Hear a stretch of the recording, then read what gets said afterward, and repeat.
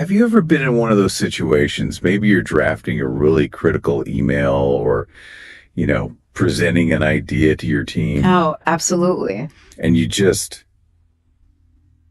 know the exact shade of meaning you want, but the word just won't come to you. That moment is universal.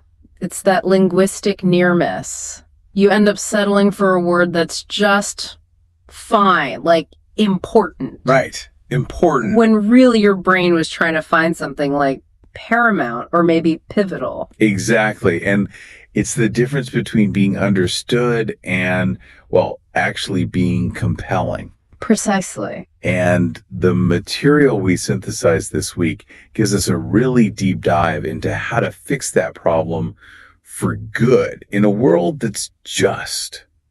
It's defined by this constant flow of information. Having that ability to pick the perfect word. Yeah. It feels like a modern superpower. It really is. It sharpens your thinking, it boosts your confidence, and it just unlocks a deeper understanding of, everything you encounter. Yeah, from complex financial reports to, subtle character arcs in literature. It's all language. And that's why we're not here today to just give you a generic list of, obscure vocabulary words to cram. No, not at all.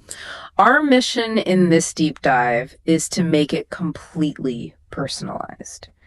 We're offering a detailed blueprint for building your own custom vocabulary system. A system that has to move beyond that quick fix of cramming and really integrate science-backed techniques right into your daily life. Think of it as designing the ultimate mental toolkit. It's custom tailored to your needs. Right. So whether you need specialized scientific jargon or maybe persuasive negotiation terms, or even just a richer language for artistic expression, it's all about creating retention that lasts for years, not just until Monday morning's meeting. Yeah. It's essentially about curating a high-quality playlist for your brain. A system that ensures the words you learn are actually applied, stored efficiently. And reviewed exactly when your memory needs that little bit of reinforcement. That's the key. Okay, let's unpack this. I think we should start by defining the tangible rewards of this investment. Why is building a robust, active vocabulary maybe the most efficient knowledge shortcut you can possibly take? We have to start with the basics. We need to acknowledge that vocabulary is the absolute foundational building block of all complex communication. It's the raw material for thought itself. And the sources we looked at, they clearly outline the practical implications of that. Having a strong command of words means you can navigate all four language skills better. Right. A larger vocabulary profoundly enhances your reading comprehension. You spend less time just decoding individual terms and more time synthesizing the whole argument, right? Exactly. And it obviously strengthens writing skills, allowing for more precise expression. But the thing that surprised me was how it improves listening abilities. Oh, that's interesting. How so? Well, think about it. When someone uses a sophisticated or a niche term, if that word is already in your lexicon, your brain processes the meaning almost instantly. Right. You don't stumble on it. You don't. And that frees up your cognitive resources to focus on the speaker's overall intent and nuance rather than just struggling with the definition. It's about communication efficiency. That reduction in cognitive load is huge. And the research confirms this isn't just a theory, is it? Not at all. The findings consistently link larger vocabularies to statistically better academic and professional performance. And it's not about using $10 words just to sound pretentious. No, it's about grasping a 50-page technical concept in minutes because you already own the necessary vocabulary to process it quickly.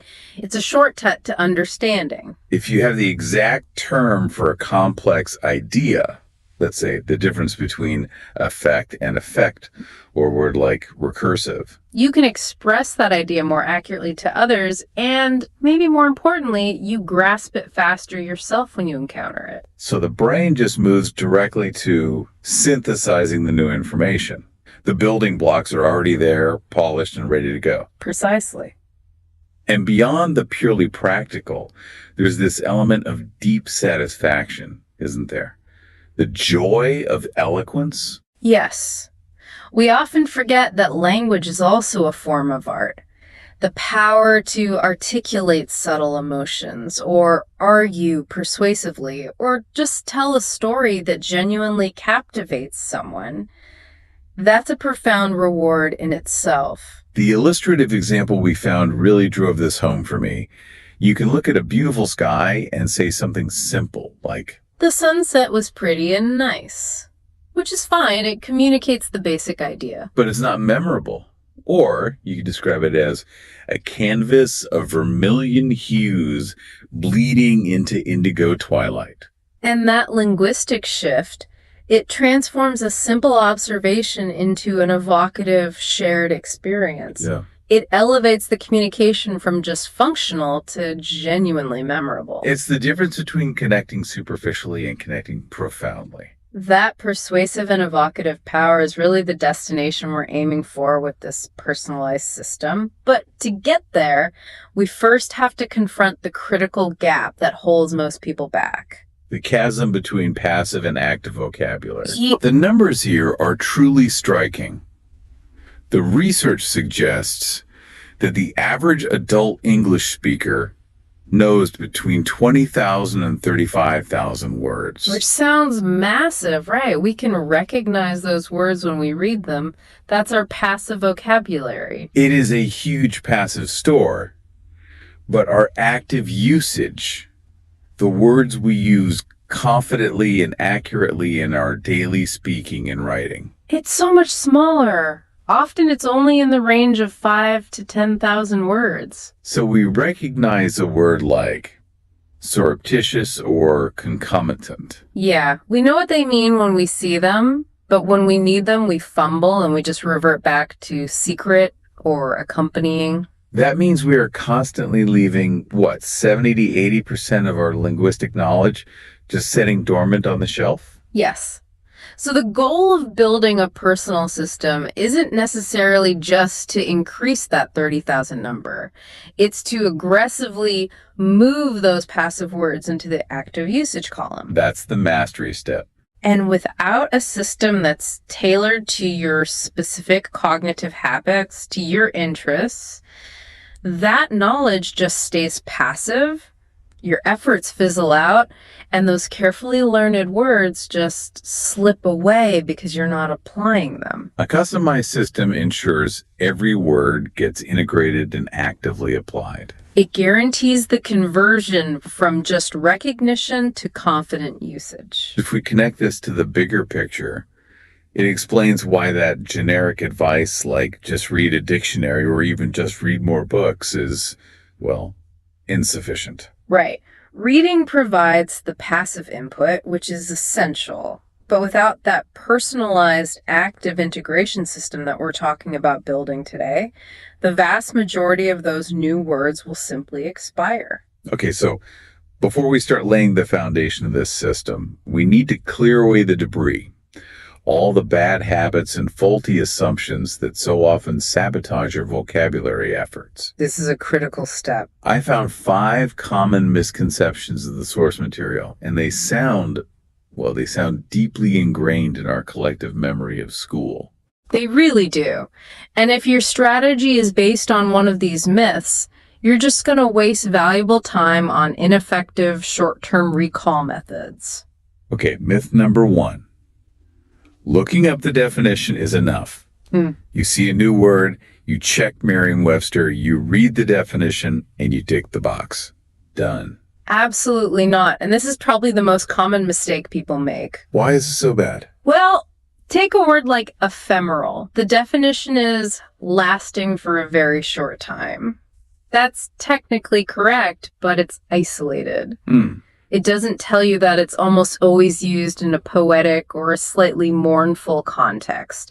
You hear ephemeral beauty or ephemeral youth. I see. So the definition alone strips it of its personality. Exactly. True understanding requires exploring its nuances, seeing how its synonyms and antonyms shift the meaning, and most importantly, seeing it in action. Without that context, the word is isolated and completely unusable in active speech. Which brings us to myth number 2.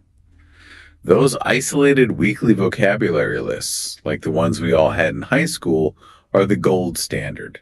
Ugh, those lists. They are designed for short-term compliance.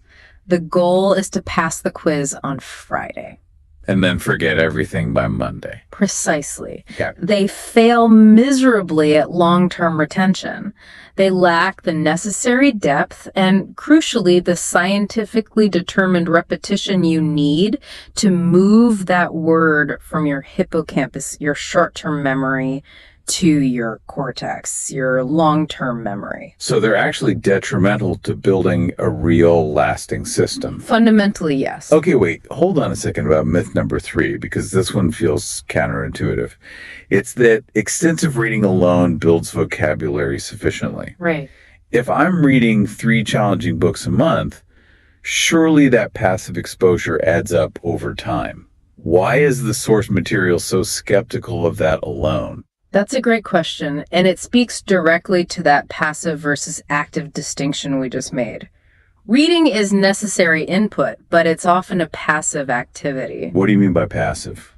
When you encounter an unfamiliar term, if the surrounding text allows you to kind of guess the meaning, You just keep going. you just keep going. You move right past it without actively engaging. Your brain says, okay, I get the gist, that's good enough. But it hasn't forged the strong neural pathways you need for confident recall later. So it's the difference between hearing a song on the radio and actually learning to play it on an instrument. That's a perfect analogy. Passive consumption is input, active engagement is storage. You need to actively note the word, look it up, discuss it, put it into your system for retention to truly occur. That makes a lot of sense. Okay, myth number 4, which I personally love correcting. You need a natural talent for languages. This is just a pure cultural myth. The research is so clear on this. Vocabulary acquisition is a skill, not some kind of genetic lottery win. Like any other skill, it relies on consistent, smart strategy. Entirely. The difference between someone who has a large vocabulary and someone who doesn't is almost always the presence of a structured, consistent system. It's not some innate gift. Even hyperpolyglots, people who speak dozens of languages, rely heavily on disciplined systems and mnemonic devices. Right. And finally, myth number 5, rote memorization. Just drilling definitions over and over equals mastery. Rote learning is the very definition of short-term recall. If you want to use a word in a conversation 6 months from now, you cannot rely on simple repetition. It just doesn't work. So what's the alternative? Long-term mastery requires strategies that build multiple associations, contextual hooks, visual connections, auditory memories. These layered associations are what anchor the word firmly in your memory, far beyond what a simple flashcard can do. Okay, so debunking those 5 myths gives us a much clearer path forward. Now, the second half of this section, assessing your current vocabulary. You absolutely cannot build a personalized system unless you know your starting point, your baseline. And for this, we need both quantitative and qualitative data. Let's start with the quantitative, the numbers. Quantitatively, the sources suggest starting with online size estimators, tools like vocabularysize.com or tests provided by services like Preply or Lingadia. They're really good for a quick gauge. And what's interesting about these is they don't test you on all 30,000 words, right? No, of course not. They sample from different frequency bands, very common words, mid-frequency words, and then highly academic or rare words. So if you demonstrate knowledge of the rarer words, the test sort of extrapolates and estimates your total knowledge in a ballpark figure. Exactly. That figure is valuable context. If you score, say, 12,000 words, you know you're in the average range, but you have significant room to grow. This score then becomes the M for measurable in your SMART goals later on. But as you noted, we have to go beyond just the sheer quantity. We need a quality evaluation. So asking questions like, am I fluent in the jargon of my chosen field? Do I struggle with phrasal verbs or idioms or nuanced adverbs? The sources suggest a week-long audit, and this is where the personalization really begins. For 7 days, you keep a meticulous journal. Meticulous how? What am I writing down?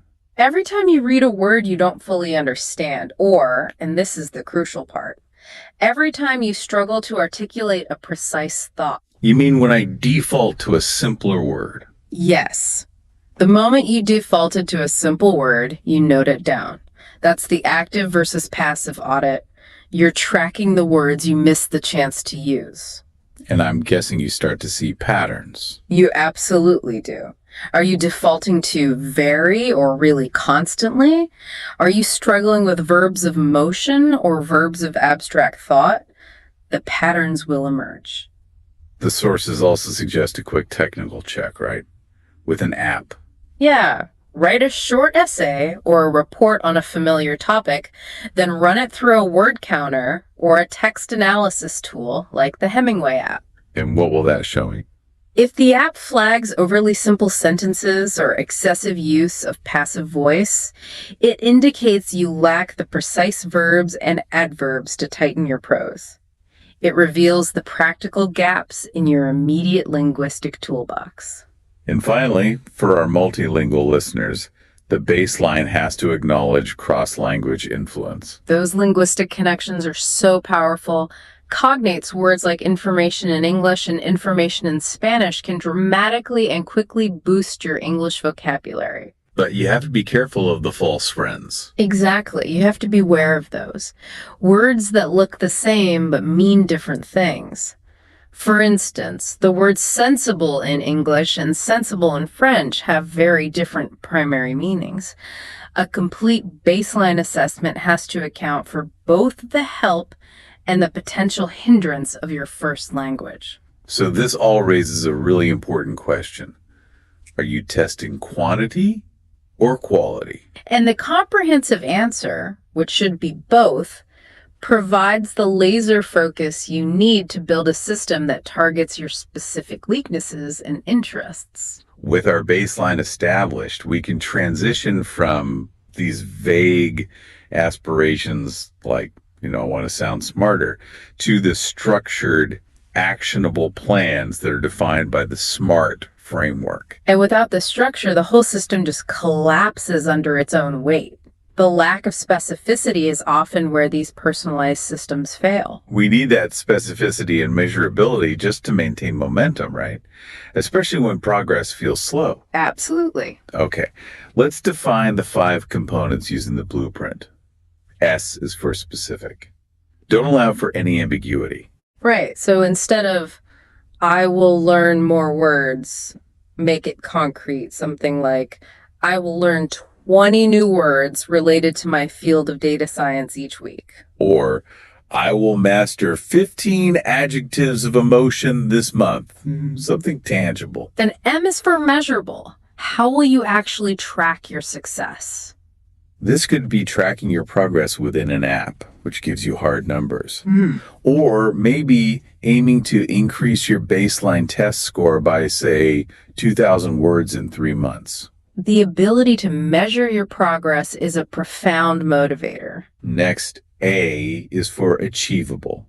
This is the anti-burnout component. This is so important. If you're a parent and a full-time worker, aiming for 50 new words a day is just setting yourself up for failure. And the sources really advocate for consistency over volume. 5 to 10 words daily, done without fail, is exponentially more valuable than trying to tackle 50 words sporadically every few weeks. Start small, get some early wins, and build momentum from there. Then we have R for relevant. Your vocabulary goals must directly serve your current needs and your current goals. Yes. If you're a copywriter, your focus should be on synonyms for verbs of action. If you're studying for the GREO, your relevance is that test-specific vocabulary. Aligning the words you learn with an immediate application like negotiating a new contract or writing a specific report provides instant, tangible motivation. If the word doesn't feel relevant to your life, you are far, far less likely to integrate it actively. And finally, T is for time-bound. We need deadlines. Not just learn more words soon. It has to be something like master 100 domain-specific terms by the end of this quarter. That deadline creates the accountability you need. And it also allows for those crucial review periods where you can assess your performance against the deadline and adjust your strategies if you need to. Breaking down those large goals into daily, weekly, and monthly milestones is the key to maintaining focus. For example, a monthly goal of 100 words. That breaks down into about 3 or 4 words per day. Which feels entirely manageable. Totally. And that ensures the A for achievable is always in play. So we have our SMART goal locked down. Now that goal is pretty useless without the right gear. What are the modern day equivalents of the index card that the sources recommend we toss into our toolkit? Well, the digital realm has been a total game changer here because it automates the most time-consuming part, scheduling your review. Okay, so let's start with the adaptive personalized tools. Vocabulary.com is excellent. It turns learning into a genuine game and it adjusts the difficulty based on your performance in real time. So make sure you only spend time on the words you're actually struggling with. Exactly. And WordUp is fascinating because it uses AI not just to test you, but to map your existing knowledge graph. It suggests words that are mathematically the most efficient use of your time. And it provides context, right? Pulling examples from movies, books, articles. Yes, real-world usage, which is key. Then we move to the true heavy hitters for long-term retention. The spaced repetition system apps. SRS apps. And Anki is the powerhouse here. It's the gold standard. It's highly customizable, and its algorithm is just ruthless about optimal review timing. It demands your input to schedule those future reviews. We also have Quizlet, which is fantastic for people who learn collaboratively, or if you need pre-made sets. Yeah, maybe you're learning legal terms and someone has already uploaded a great set. Saves a lot of time. And Memrise often focuses heavily on mnemonics and user-generated memory aids, which is great for visual learners. But we absolutely shouldn't abandon the analog and the foundational resources. No way. Word Power Made Easy by Norman Lewis is a timeless recommendation because it teaches you the linguistic mechanics, the roots, the prefixes, the suffixes. So it allows you to decode words rather than just memorize them. Exactly. And something like the Vocabulary Builder Workbook offers structured pen-to-paper exercises for people who learn that way. And the physical tools are still non-negotiable for personalization. Yeah. You need a dedicated notebook for your word journal. That's the heart of the system. And simple index cards. I still love index cards because they're so portable.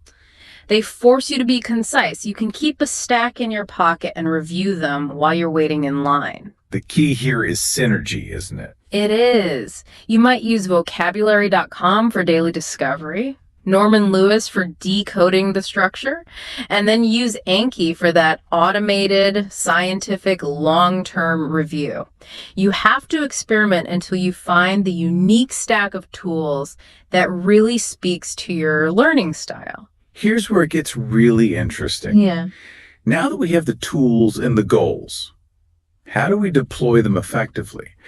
We need to dive into the core acquisition techniques that guarantee long-term memory. This is where the science comes in. The first, and maybe the most crucial, technique that has to underpin your personalized system is the implementation of spaced repetition systems, or SRS. This is the science backbone. This is what separates high retention vocabulary building from that low yield cramming we did in school. So tell us about the science. Where did this come from?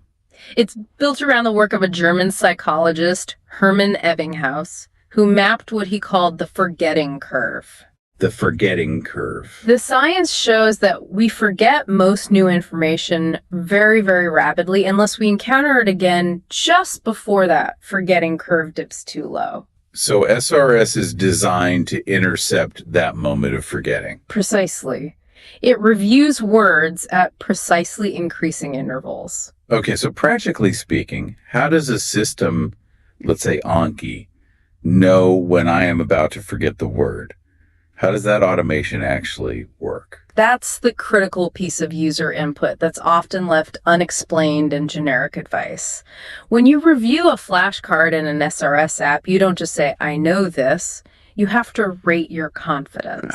So you're feeding the algorithm based on your perceived mastery. You tell it how well you knew it. Exactly. You rate it. Easy, good, hard, or again. Okay. If you hit easy, the algorithm assumes the memory is solid and it delays the next review for a long time, maybe a month. And if it's hard? If you hit hard, it delays it only a short time, maybe 3 days. And if you hit again, it brings it right back up in 5 minutes. I see. So this personalized feedback loop is essential. It ensures you spend the majority of your time focusing only on the words you are actually struggling with. It makes your review hyper efficient. And this is the primary driver of long-term retention. Okay, so the second core technique, which works in tandem with SRS, is contextual learning. We've mentioned learning words and sentences, but we need to talk about why this is scientifically superior to just memorizing isolated definitions. Think of it this way. Memorizing a definition in isolation is like saving a phone number in your contacts without adding a name, a job title, or a city. It's just a string of numbers. It has no context. It just floats there. It floats alone. When you save the word ubiquitous just as present everywhere, it's the same thing. But when you encounter and note the sentence, smartphones have become ubiquitous in modern society. You're attaching that new word to an existing network of concepts in your brain. Technology, modernity, high adoption rates. You're building neural pathways between the new word and familiar concepts. The stronger those associations, the easier and faster the word is to recall. The context gives the word its emotional and grammatical personality. Exactly. You learn its connotation, its part of speech, and the typical company it keeps, which is vital for active usage. Okay, next, let's dive into mnemonics and associative memory. This is where we give ourselves permission to be deliberately silly. And the research really suggests the more bizarre the association, the more effective it is for memory retrieval. So how do these work? Mnemonic devices leverage spatial memory and humor. Take the word pulchritude, which means beauty. Pulchritude, not an everyday word. Not at all. The internal memory device for this one could be pulchritter, dude. It's ridiculous, but that image of, I don't know, pulling some handsome creature toward you, it anchors the abstract concept of beauty to a physical, visceral memory. And because the image is so weird, it stands out. It's a great retrieval cue. You're essentially tricking your brain into saving the word by attaching a memorable tag to it. The fourth critical technique is what we've dubbed the linguistic decoder ring, morphemic analysis. This feels like the key that unlocks the meaning of thousands of related words. It really is. This involves breaking down words into their component parts. The roots, which are the core meaning, prefixes at the beginning changing the meaning, and suffixes at the end, which change the part of speech. And understanding just the most common roots can unlock hundreds of words instantly. Easily. Let's move beyond the simple unhappiness example from the outline and use a more complex term to show the power of combining multiple pieces. How about the word malediction? Perfect. Let's break it down. The root, dict, means to say or to speak. Like in dictionary or dictation. Exactly. The prefix mal means bad or evil. Malicious, dismal. Right. And the suffix ion indicates the act or state of something. So understanding the morphemes allows us to instantly deduce that malediction means the act of speaking bad things. Basically a curse. You didn't have to memorize the definition. You decoded it. This is a crucial skill for scaling your vocabulary quickly. Finally, we need visual and structured learning aids to deepen our conceptual knowledge. We're moving beyond just knowing the definition to really understanding the conceptual boundaries. The first is semantic mapping. This is for the visual and systems-oriented learner. It means drawing mind maps, literally connecting words by theme or relation. So you'd start with a central word, let's say change. Right. And you draw radiating lines to subconcepts. Maybe one line is quick change, with words like metamorphosis and transient. Another line could be slow change, with evolution and gradual. And bad change could have degradation and corruption. Exactly. This method moves words out of isolated lists and organizes them into conceptual networks, which mirrors how the brain actually stores complex information. And the second aid is the highly structured Freyer model. This one forces a four-part, comprehensive understanding of a word. Let's use the word mellifluous, which means a sweet or musical sound, something pleasant to hear. Okay, so the Freyer model is a four-quadrant graphic organizer. What are the four parts? First, the definition. Sweetly flowing sound. Simple enough. Second, characteristics. Associated with music, poetry, or a charming voice, often describes quality, not volume. Okay, that's more nuanced. What are the other two? Third, examples. The jazz singer's mellifluous tone, or a mellifluous description of the countryside. And fourth, and this is key, non-examples. Cacophonous, strident, jarring noise. By forcing yourself to list the characteristics in the non-examples, you're defining the word's conceptual boundaries. You're ensuring you use it accurately, not just approximately. The synthesis here seems to be the main takeaway. Use morphemic analysis and contextual learning for that deep initial understanding. Right. Use mnemonics for creative association. And use SRS, backed up by things like Freyer models, for efficient long-term review. This is the synergistic power of a customized system. So if the techniques we just covered are the brain science, then the personal word journal is the heart of your system. It absolutely is. This is where you transform generic input-like definitions from an app into personalized, sticky knowledge. The journal acts as your customized repository, a place where you synthesize and reflect. And whether you choose a physical notebook or a digital tool like Notion or Evernote, the format has to support depth over quantity. You need specific required entries that force active processing. It has to go far beyond just the definition. Let's walk through the required entries for a really powerful journal entry. Okay, first, naturally, the word, pronunciation, and part of speech. Then comes the first active step, definition in your own words. So you have to synthesize the meaning yourself. You must. Copying a dictionary entry allows for passive transcription, but restating it in your own language forces true cognitive engagement. Then you need the context sentence from the source. So if you saw the word penury in a novel about poverty, you write that exact sentence down. Exactly. This connects the word to its origin story and its appropriate setting. Now we go deeper.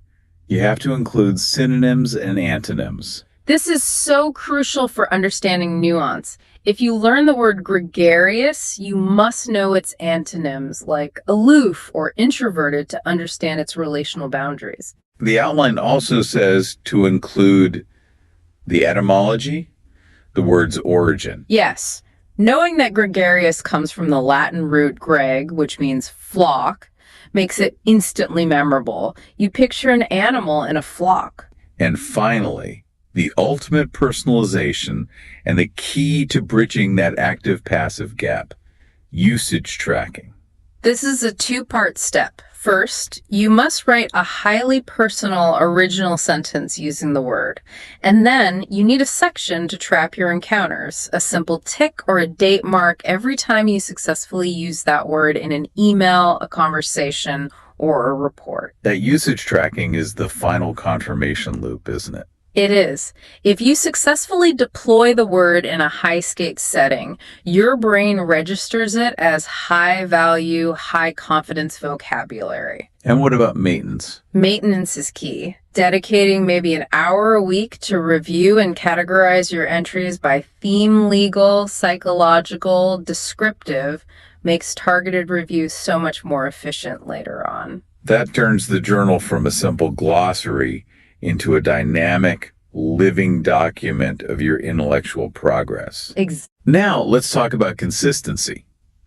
The most brilliant journal is useless if we don't integrate word learning into our actual busy lives. Consistency relies on micro habits and habit stacking. We're leveraging existing routines to automate the acquisition process. So we're aiming for short, high-frequency bursts of study, not these long marathon sessions. Exactly. Let's start with the morning routine. Habit stacking means pairing a new task with one you already do automatically. Right. Take your first cup of coffee. You already do that. Stack it with your vocabulary task. How would that look? You get a word of the day app notification on your phone. You immediately open your journal, you write the word down, and you quickly formulate your definition in your own words while you're drinking your coffee. That's 5 minutes of high impact learning. And during your commute or any scheduled downtime, you can replace passive scrolling with active input. Yeah, listen to a origin podcast like The Illusionist, or just specifically review 5 to 7 cards in Anki while you're waiting in line for lunch. Your reading time has to become active. If you dedicate 20 to 30 minutes daily to reading, you should be actively highlighting every unknown word. But don't stop to look it up immediately. That breaks your flow. Instead, use the context clues to infer the meaning and then list the word for evening research. That dual approach sharpens both your inferential skills and your vocabulary input pipeline. It does. And the evening should be reserved for that crucial review. A quick, targeted SRS session before bed ensures that the words you encountered during the day are consolidated overnight. Why before bed specifically? Because the brain processes and transfers short-term memories into long-term storage during sleep. So reviewing close to bedtime is a proven memory hack. And finally, the most challenging integration, active use. You have to actually challenge yourself to use these new words. You do. Try to use one new adjective in your team email or one new verb in a conversation with a family member. If you struggle to integrate it, that word goes right to the top of the next day's review list. That immediate feedback loop is vital. Okay, so no matter how well designed your system is, you will hit roadblocks. You're going to face that feeling of being overwhelmed, motivation dips, and the dreaded plateau where your progress seems to just stall. Troubleshooting these challenges is part of achieving true mastery.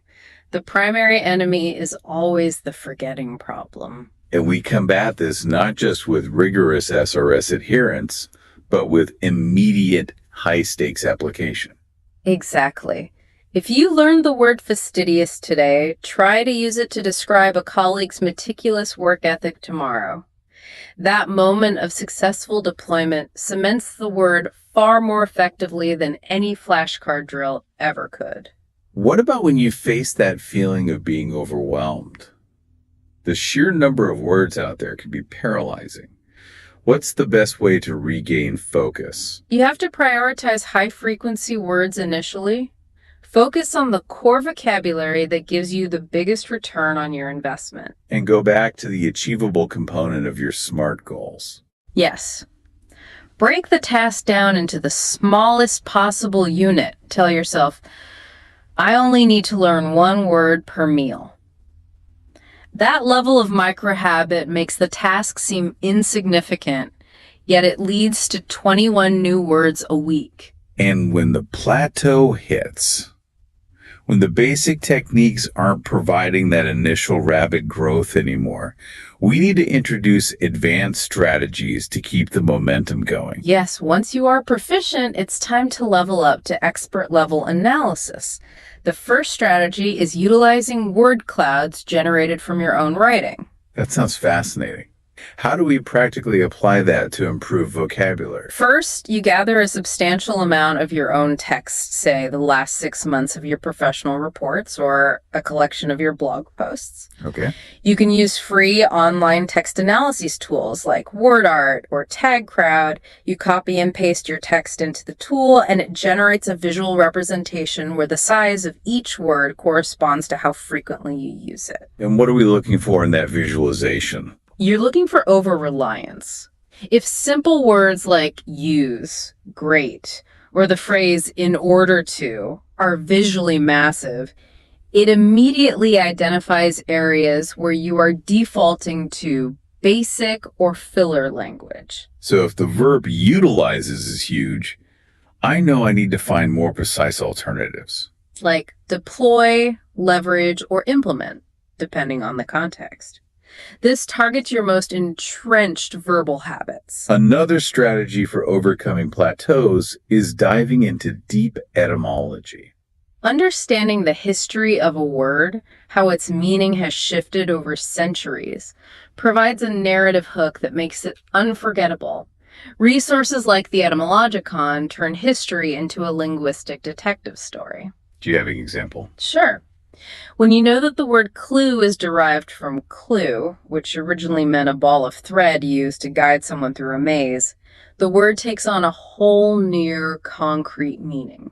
I'll never see that word the same way again.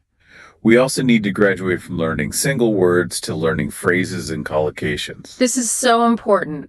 Words rarely appear in isolation in natural language. They appear in predictable chunks. We call these collocations. So learning the phrase, a stunning reversal or utter confusion, is infinitely more valuable than just learning stunning or utter alone. Infinitely. This is essential for achieving native level fluency and avoiding awkward phrasing. If you learn fastidious, learn that people are often fastidious about detail or have a fastidious approach. Thematic immersion seems like the perfect way to address that relevancy challenge we set in our SMART goals. Absolutely. Dedicate an entire month to a specific domain. A legal language month, a medical terminology month, or a philosophy of mind month. This focused immersion builds interconnected vocabulary quickly. It dramatically accelerates your fluency within that specialized field. Which is often a requirement for career growth. And finally, perhaps the most powerful self-assessment tool, teaching and context clues. Explaining a complex new word to someone else, a colleague, a friend, or even just explaining it aloud to an empty room, forces you to articulate its meaning and nuance. That deeply solidifies your own understanding. And at the same time, you have to practice inferring meanings from the surrounding text. Right. When you're reading, practice treating the dictionary as a last resort. Use the context clues, guess the meaning, and then confirm it later. This trains your brain to assimilate new words on the fly, which is vital for continuous passive vocabulary growth. These strategies are supported by measurable success in the real world. Let's look at a couple of case studies to make this all tangible. Let's take Alex, the software engineer. His personalized system was defined by the R in SMART relevance. He tailored his entire effort around tech vocabulary. And the abstract terms needed to communicate complex coding concepts to non-technical stakeholders. He used Anki for rigorous spaced repetition on highly technical terms and kept a specialized digital journal focusing only on jargon. And by consistently applying this focus system, he increased his active domain-specific word count by 7,000 words in just a year. And the result wasn't just a higher score on some test, it was a promotion. His ability to articulate the nuances of software architecture clearly and persuasively to executives was a direct outcome of this focused vocabulary system. Then we have Sarah, a book lover, who was focused on personal enrichment and transforming her writing. Her goals were centered on evocative, language-descriptive adjectives and strong verbs. Sarah used contextual learning as her foundation. She integrated challenging literary reading with semantic maps, connecting words like serene, placid, and tranquil into a single thematic network. And she used the Frere model not just to learn definitions, but to understand the conceptual limits of these subtle words. Her approach transformed her writing style from merely descriptive simplicity to evocative richness. The personalized system worked because it aligned her passion for reading with structured, analytical engagement, guaranteeing long-term depth. These success stories really confirm that the secret to a rich vocabulary is abandoning those ineffective, passive methods of the past. And embracing a structured, personalized blueprint built on science and tailored to your specific cognitive needs and professional goals. So what does this all mean?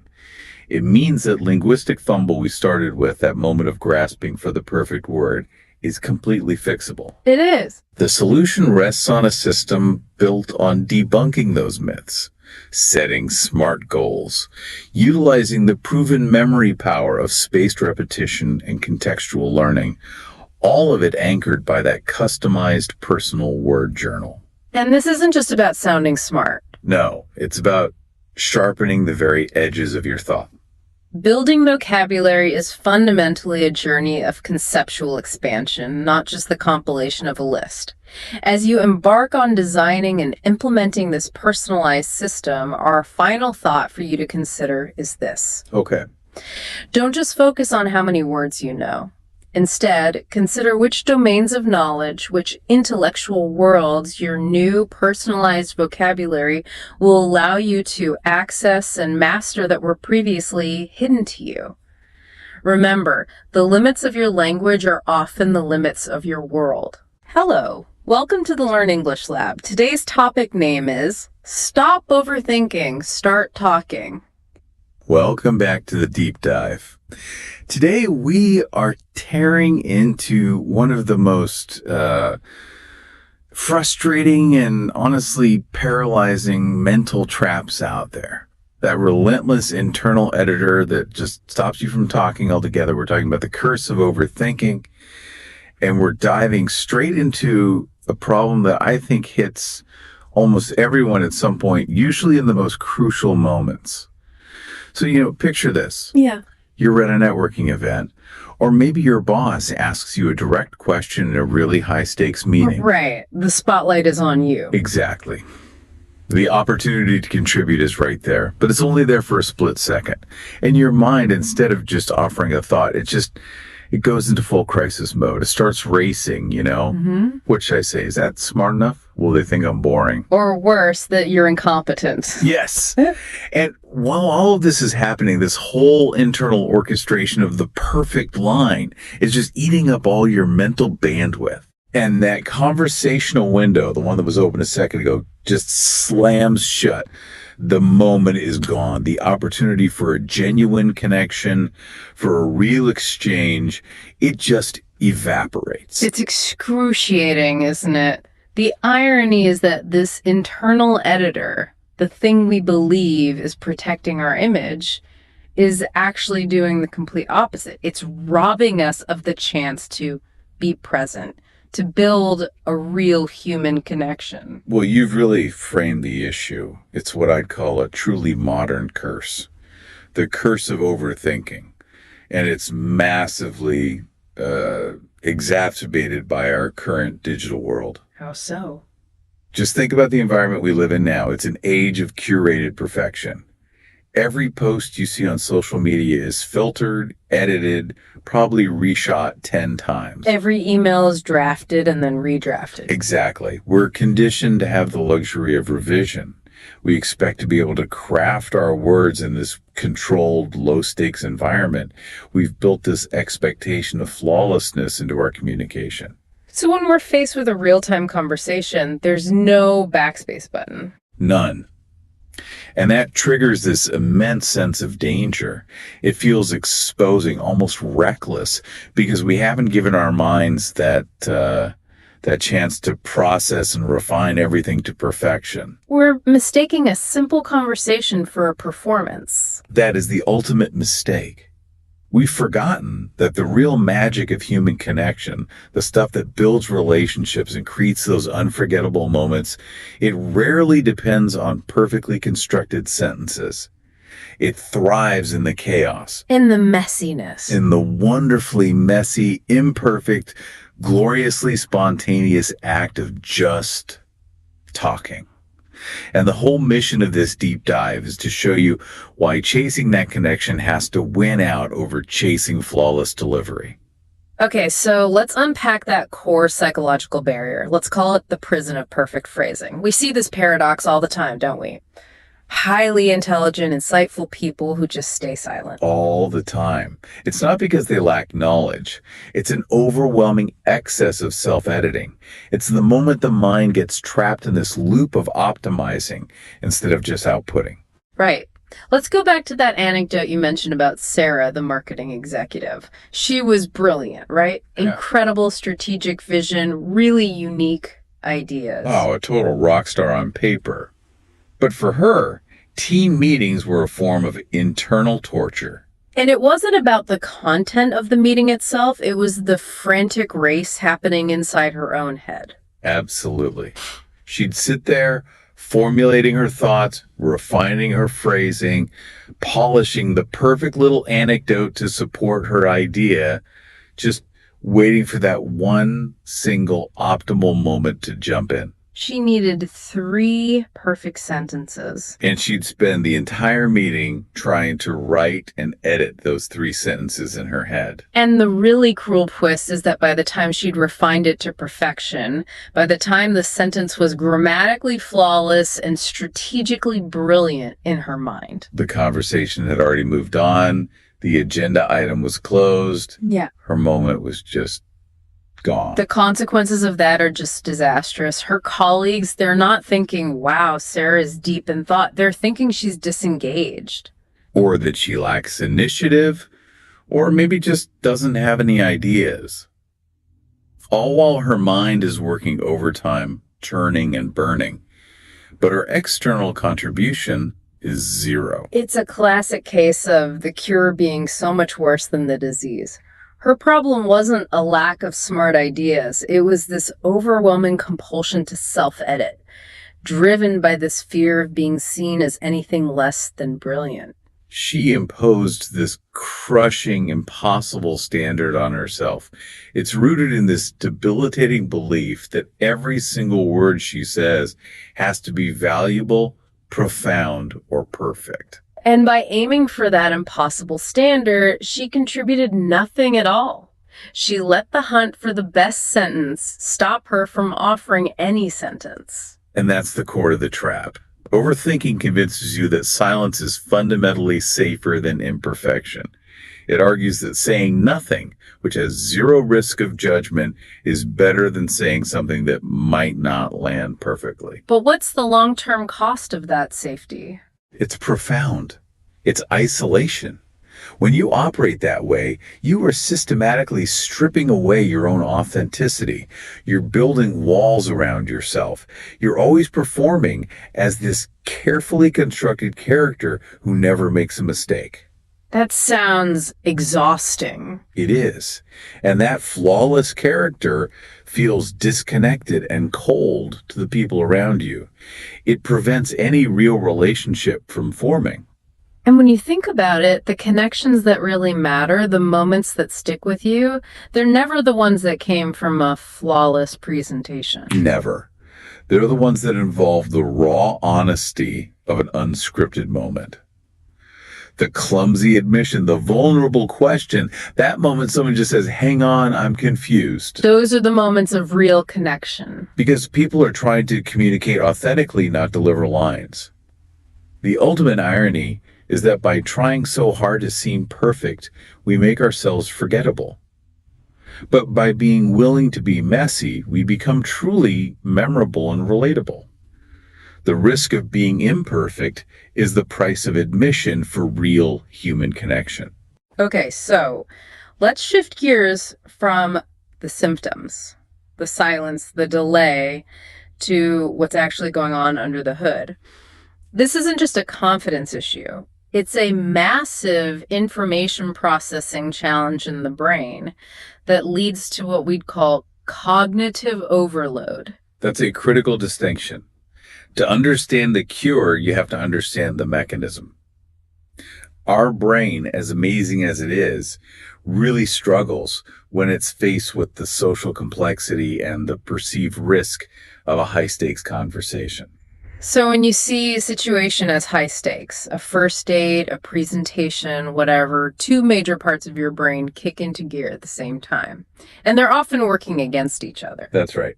First, you've got the prefrontal cortex, the PFC. Think of this as the brain's CEO. It's in charge of logic, planning, decision-making. And it goes into absolute hyperdrive, right? Trying to calculate the best possible response. It's evaluating phrasing, checking for implications, running models on how the other person might react. It's trying to manage the entire chessboard. But at the exact same time, the brain's core alarm system, the amygdala, lights up like a Christmas tree. Ah, the emotional center, the danger detector. Exactly. And because you're anxious about being judged, the amygdala starts flagging every possible threat. It's that visceral voice screaming in your head. Are they judging me? Am I going to embarrass myself? They saw you hesitate. Abort. Abort. So the PFC is demanding a perfect plan, and the amygdala is demanding complete safety. It's like trying to conduct an orchestra while also playing every single instrument. That's a great metaphor. You're trying to process what the other person is saying, predict where the conversation is going next, formulate your own response, evaluate that response, consider three alternatives. And monitor your body language, all while that alarm is blaring in your ear. It's not just playing an instrument, it's conducting the symphony, playing the cello and the flute, reviewing the sheet music, and fighting off a swarm of mosquitoes all at once. The system is just completely overwhelmed. And the result is total cognitive overload. The mental traffic jam becomes so dense that it actually blocks the mechanism for speech. You're so busy thinking about how to talk perfectly that you can't actually talk. And that internal paralysis shows up on the outside in ways that are deeply counterproductive. Your face might go blank, or you furrow your brow in concentration. The verbal response is delayed. And the natural rhythm of the conversation is just shattered. Which leads directly to the self-fulfilling prophecy. You're trying so desperately to avoid seeming awkward that the delay in the visible effort you're exerting guarantees awkwardness. The attempt to be perfect makes the interaction stiff and clumsy. And that just reinforces the whole cycle. The feedback loop gets stronger. The fundamental solution then has to be to stop treating every single conversation like a high-stakes performance that requires a full dress rehearsal. We have to internally de-escalate the threat. So if the solution is de-escalation, how do we train our brains to actually trust their spontaneous output? I think the best illustration here comes from the world of improvisation, specifically jazz. Oh, absolutely. Jazz musicians get something that conversational overthinkers miss entirely. The best performances aren't planned. They emerge from being completely present and trusting your ability to respond to the moment. It's the art of real-time collaboration. It is. There's a concept called comping. It's the art of spontaneous accompaniment. A jazz quartet isn't reading four separate scripts. They are listening intensely to each other, To the phrasing, the rhythm. the deviations, and they respond in real time. They adapt instantly. They trust that whatever emerges from that collaboration will be richer than anything they could have planned alone. But hold on. If we're using that analogy, we have to acknowledge that jazz musicians practice for years. They learn scales, theory, technique. Isn't that like preparing talking points? Where's the line between helpful preparation and debilitating paralysis? That's a really sharp point, and it highlights the crucial difference. Jazz musicians practice vocabulary. They learn the scales, the chords, the patterns, so that when the moment comes, the tools are ready. But they don't practice the solo itself. They don't pre-write the solo. In conversation, preparation means having the knowledge, understanding the topic. Paralysis is when you try to pre-write the entire performance. We need to focus on listening intently and letting our knowledge base deliver the response, not trying to engineer a perfect one. So when you shift your focus from scripting your own lines to just genuinely listening, the performance anxiety has to drop. It does. You stop trying to deliver a flawless speech and you just start reacting honestly. The words that come out might not be perfect, but they'll be honest ones, and those are what create a real connection. You have a personal story about this, right? The job interview. I do, and it really cemented this for me. Years ago, I was up for this pivotal job. I spent days preparing. I built this fortress of perfect strategic answers to every predictable question. You had your script and it was bulletproof. I thought it was. And then the interviewer asked a question that was completely off script, something you could never prepare for. He leaned in and said, "What is something significant you believed 5 years ago that you no longer believe today?" Wow, that's a curveball designed to break the prepared speaker. That's when the overload usually hits. And it did, for a second. My fortress just crumbled. I started scrambling in my head for some impressive academic-sounding answer. My internal editor was screaming for a brilliant, unique response. But you didn't give one. No, I stopped, I took a breath, and realized the performance wasn't working. So I just told the simple truth, completely unfiltered. What did you say? I said, "You know what? For years, I believed that having the right, definitive answer was the most important thing. I spent the last 5 years realizing I had that completely backwards. Now, I believe that asking the right, insightful questions is far more valuable than having pre-written answers." And that just changed the whole dynamic. Instantly. It wasn't eloquent, it wasn't crafted, but it was undeniably authentic, and it led to the deepest, most insightful conversation of the whole interview process. The interviewer later told me that was the turning point. Not because the answer was revolutionary, but because I was willing to drop the polish and just be real. That experience really highlights the core point here. The moment we drop the mask, we realize the tyranny wasn't the audience. It was our own self-imposed need for flawless delivery.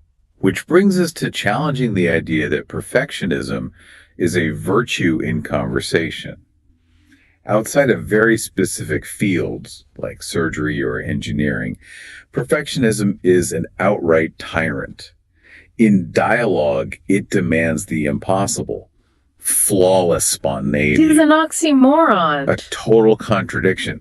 Let's just lay out what this tyrant demands, because it's absurd when you hear it. In a single conversation, perfectionism demands 6 simultaneous flawless tasks.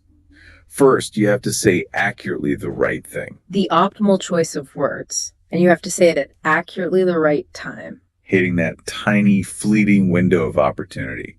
Third, it has to be in accurately the right tone with no chance of being misunderstood. Fourth, you have to have accurately the right body language. No fidgeting. And fifth, you have to be reading the other person perfectly, understanding their true internal state, not just their words. And finally, the sixth demand. You have to adjust all 5 of those things in real time without any awkward pauses or stumbles. It's an impossible workload. No human being can function under that kind of pressure. It's a guaranteed recipe for failure, which just leads you back to silence. Right.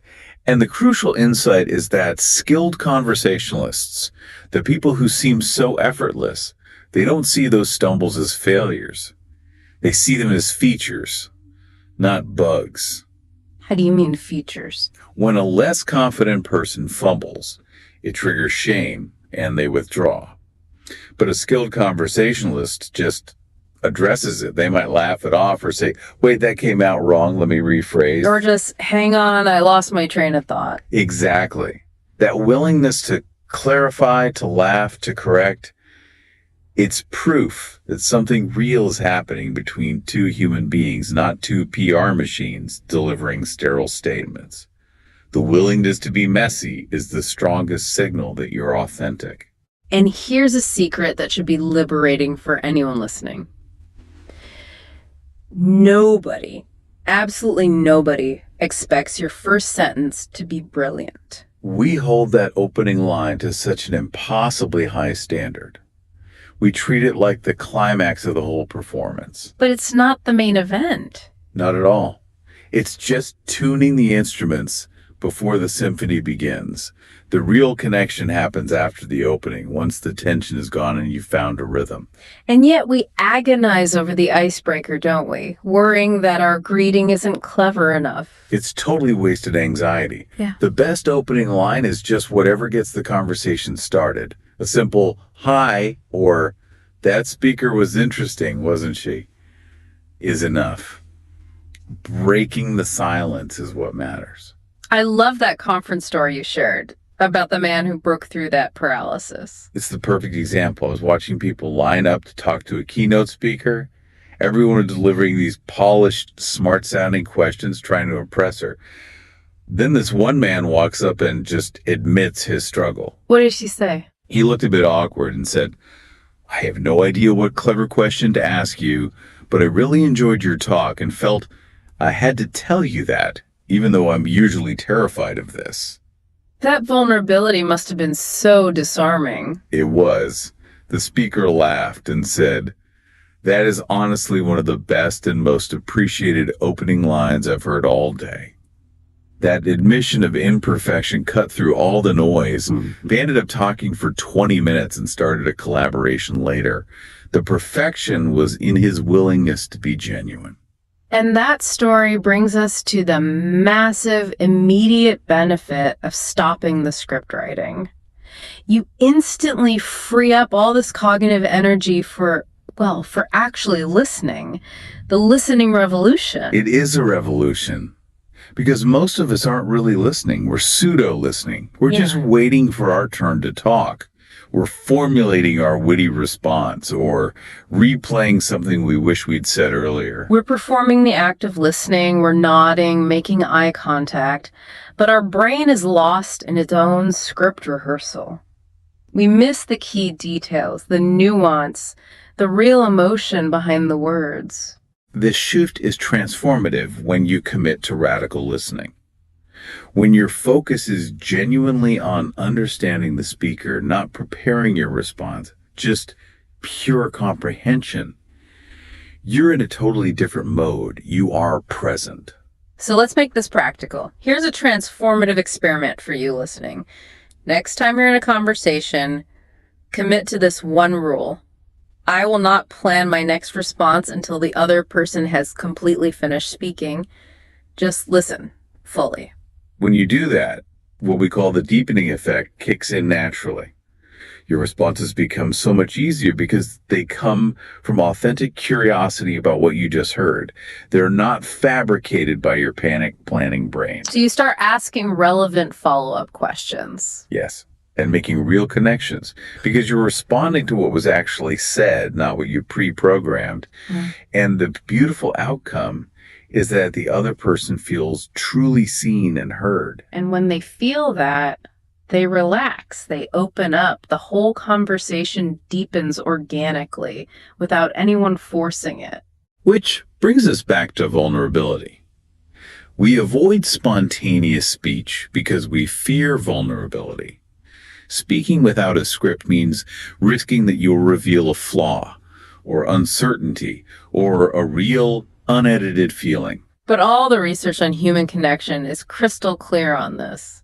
Vulnerability is the non-negotiable gateway to genuine relationships. There's no shortcut. Think about it. When you're polished and perfect, you create emotional distance. People might admire it, but they can't connect with it. It's impressive, but it's cold. But the moment you stumble or admit you don't know something, You instantly become human. You become relatable. And people connect with humanity because they feel those same fears and doubts themselves. That difference between admiration and connection is everything. polished perfection invites admiration but creates distance. Vulnerability makes you relatable. Exactly. And the people worth keeping in your life are the ones who appreciate your humanness, not your flawless performance. They value the risk you take by being real. Okay, but we have to acknowledge that context matters here. Not all conversations are the same. In professional or academic settings, there's a strong pressure to be thoughtful. Think before you speak. And that's necessary advice. But when it tips into paralysis, it backfires spectacularly. That's the professional paradox. The colleague who needs 5 minutes to formulate the perfect response in a brainstorming meeting. People just stop asking them for input. Exactly. Their innovative ideas get trapped behind that wall of self-editing. Innovation thrives on messy, half-formed conversations where people feel safe enough to think out loud. The most effective professionals find that middle ground. They're thoughtful, but not paralyzed. They know when precision is required, like in a formal document, and when flow is more important, like in a creative session. They're comfortable saying, I'm just thinking out loud here, or let me try to articulate this, I'm still working it out. They prioritize the process over the polished product in the moment. And this damage is even more acute in personal relationships. If you're constantly editing yourself around your loved ones, true intimacy is impossible. Intimacy is built on those small, fragile moments of realness. It's saying what you actually feel, even if it comes out clumsy. Maintaining a perfect character for the people closest to you is exhausting, and it's deeply lonely. We should also widen the lens to culture because communication standards are not universal. In some cultures, indirectness and deliberation are prized. Absolutely.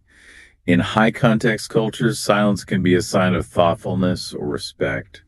Speaking too spontaneously might seem impatient, but in low context cultures, directness is valued, and silence might look like disengagement. So is there a universal constant that cuts across all these different styles? I believe there is.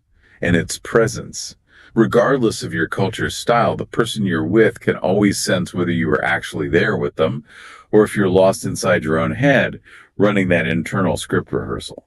Presence is the ultimate marker of respect. And our ability to be present is being deeply eroded by the digital age. Digital communication, text, email, it gives us that addictive luxury of revision. We've conditioned ourselves to expect perfection because we're so used to fixing our stumbles before anyone sees them. Which creates this dissonance. We have all these tools to connect, but we struggle to have a meaningful, spontaneous conversation with the person sitting right across from us. That ability for real-time spontaneity is becoming an atrophied skill. We have to rebuild our tolerance for imperfection and treat it like a muscle that needs practice. We have to reset our internal standard from perfect or nothing to realness first. So let's turn all of this analysis into action. If we agree that stopping overthinking isn't a simple switch, but a deep pattern we need to interrupt, What are the concrete steps we can take? It all comes down to a practice of presence. I think there are 5 concrete, actionable steps to interrupt that cycle. The first one is simply notice without judgment. You have to become aware of the moment the pattern kicks in. Pay attention to that trapped, heavy feeling of rehearsing. Just acknowledging it without self-criticism is the first step. Second, give a strict time limit. When you feel that trap closing, use a simple rule. Count to 3 in your head, then speak. You have to break the silence immediately. This rule physically overrides the part of your brain demanding perfection. And you have to trust that you can clarify later. You can't connect while you're analyzing, but you can always correct what you said once you've started. Third, and this is maybe the most liberating one, embrace the good enough. You don't need brilliance. You just need something that moves the conversation forward, even by a millimeter. So what are some examples of good enough lines? Instead of a dazzling insight, just use a simple prompt. That's an interesting take. Tell me more about that. Or, I hadn't thought about it that way.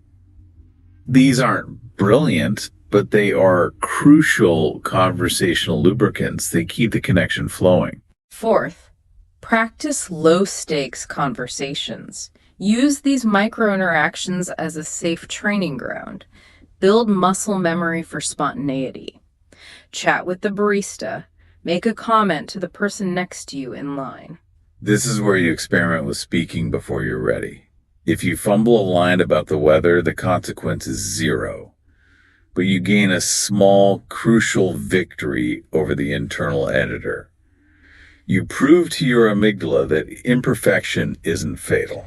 And the fifth and final step, reframe mistakes. When you inevitably say something awkward or clumsy, and you have to interrupt the habitual self-criticism. Instead of thinking, I'm an idiot, try a small mental shift. Oh, that was human of me. It changes the emotional feeling instantly from shame to acceptance. It validates your humanness and short-circuits that negative feedback loop. I also want to spend a moment on what you call the small talk revolution, because small talk gets such a bad rap, it's often dismissed as superficial. And that dismissal completely misunderstands its function. Small talk is the doorway to meaningful connection. It's the warm-up. It establishes safety. It assesses rapport, all in a low-pressure way. It's the foundation of the building. You can't have the penthouse without the foundation. Exactly. Once you see small talk for what it is, a simple human way of acknowledging shared presence, it becomes so much easier. You're not trying to be witty. You're just being present. And from that presence, interesting things often emerge naturally. We have to close by emphasizing the liberation of starting. A conversation is so forgiving. If you start poorly, you can recover. If you say something unclear, you can clarify it 2 sentences later. It's not a final exam. The most crucial action is simply to start talking. Break the silence. Offer something, anything. Once you take that first step, the conversation itself will guide you far better than your internal editor ever could. And that practice curve is so important to remember. The first time you speak before you're ready, it feels terrifying. The 10th time, it feels more natural. And by the 100th time, it's genuinely liberating. You start to trust that the words will come, and you realize people are far less judgmental than your anxiety suggests. The connections are made when the guard is dropped.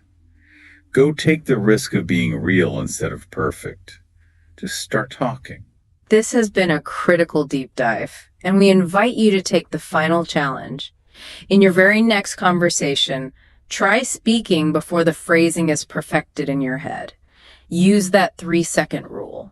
The world does not need more perfect, polished communicators. It needs more authentic ones. People willing to be present, imperfect, and human with each other. Just think about the opportunities for connection and learning you've lost by waiting for the perfect words. The cost of waiting is just staggering. And remember that people often find your moments of imperfection The most relatable, trustworthy moments of all. That authentic spontaneity, your messy, imperfect voice, is not just enough. It is exactly what is needed to foster genuine human connection in an age saturated with edited content. Go take that risk of being real. We hope you enjoyed this deep dive. Please remember to like, share, and subscribe to this YouTube channel. Okay, let's unpack this. We've all been in conversations that are, messy or formal or confusing. Or just plain annoying. Right. But when we try to describe those interactions, we often fall back on the basics. They were arguing. They just chatted. Exactly. And those are, they're broad brushstrokes. They get the job done, but they completely fail to capture the intent. Or the style. Or the nuance of how the message was actually delivered. And that is precisely the gap we're bridging today. Okay. Our mission, taking a deep dive into these advanced C2 level vocabulary sources, is pretty simple. Right. We want to equip you, the listener, with the verbal precision you need to articulate how people speak, not just what they're saying. And this isn't just about sounding smarter. No, not at all. It's about dramatically elevating your ability to analyze and understand what's really going on in social, professional, and, political interactions. We're moving past the basic vocabulary of talk to find that single perfect word. The word that describes the style and the intent of a communication event. Think about the huge difference between someone just using excessive, meaningless words to purposefully stall a business decision. Right. Versus a diplomat sitting down to strike a tense, maybe even a life and death agreement. In English, with its just vast lexicon, has words for every single point on that spectrum. It really does. C2 level vocabulary gives you the analytical tools to describe those nuances. How people converse, argue, exaggerate, or express opinions with surgical precision. And if you can define the type of communication accurately, you instantly start to understand the motives behind it. Absolutely. And the source material we're looking at beautifully sets up these powerful contrasts. It does. We're going to look at the differences between a light, casual chat, which we might call to confabulate, right, versus delaying a discussion with a lot of verbose stalling, which is to palaver. And then the high-stakes strategic negotiation, which we define as to parley. That is a huge intellectual spectrum. It is, and we are going to explore every segment of it. So let's start at the low stakes end of that spectrum, which we're calling the chatterers. The chatterers. I like that. This group covers several similar verbs that describe low stakes, often, unnecessary conversation. Right. But my immediate challenge here, and I think it's the listener's challenge too, is finding the precise boundary between these terms. Okay. Where does a casual, beneficial chat turn into an annoying ramble? That is the core of mastering this section, isn't it? Okay. We need to distinguish the intent and the effect. Okay, so how do we do that? Well, we can group these terms into three rough categories. First, you have the light and superficial, which is like social lubrication. Then you have tedious and annoying, which is all about duration and listener fatigue. Right, when you just want them to stop. Exactly. And finally, incoherent or foolish, which is where the conversation fails because of a lack of substance. Okay, that's a really helpful framework. So let's start with the most socially benign terms, the lubrication. To confabulate and matter. Right. To confabulate is defined as having a casual and light conversation without sharing a lot of deep or, sensitive information. It is, as you said, it's the essential social ritual. The synonyms are helpful here, aren't they? Chat idly, converse lightly. They are, because they show that the depth is irrelevant. The social connection is the goal. Okay, so give us an example where this word is really indispensable. Think about a professional context. Executives don't have these deep, meaningful conversations when they run into each other at a corporate event. No, of course not. They confabulate, they talk about the weather, their weekend plans, sports scores. Right. It's a mechanism for acknowledging someone's presence and maintaining professional relationships without spending a lot of intellectual or emotional energy. So it implies social ease, it's surface level, it's safe. Exactly. You are communicating, but nothing is on the line. That makes perfect sense. It's a necessary, non-committal way to occupy social space. No, to natter seems to sit right next to it. It does, but there's a slight shift in tone. To natter is also casual conversation. But the sources we looked at specifically note its frequent connection to gossip or trivial matters. Ah, okay.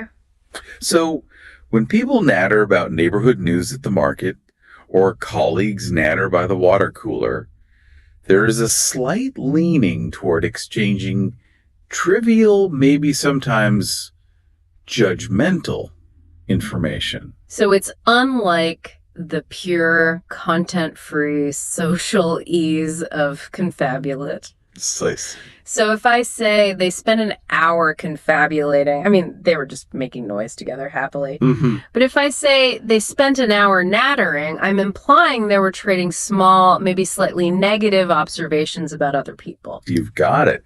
Confabulate is content neutral. Natter leans toward triviality and, potentially low-grade gossip. It's the difference between how was your flight, which is confabulation, and did you hear what happened to Sarah's promotion? which is definitely nattering. Okay, now we cross the line into the tedious and annoying. This is where the length and the lack of purpose really start to irritate the listener. We have to jaw and to yak. Now, I find these are often used interchangeably. Can we solidify the distinction? Absolutely, because that distinction is key for a C2 learner. Okay. They are both synonyms that emphasize excessive talk that becomes annoying. But to jaw means talking at length in a tedious or annoying way. So the emphasis for jaw is on the duration. The drawn-out duration and the boring content. Okay. Yes. Think of neighbors jawing over the fence for hours about their lawn care. The content is dull and the time commitment is irritating. Or politicians who jaw endlessly about reforms without ever proposing a meaningful, actionable strategy. So it's the irritating length tied to the vacuous subject matter. Exactly. So jaw implies the content is uninteresting and it's just dragging on and on. What about to yak? Okay, so yak means talking persistently, often tediously or annoyingly. Persistently. The distinction is subtle, but it's important. Yak emphasizes the act of continuous talking. It's noise pollution, even if the content isn't necessarily boring.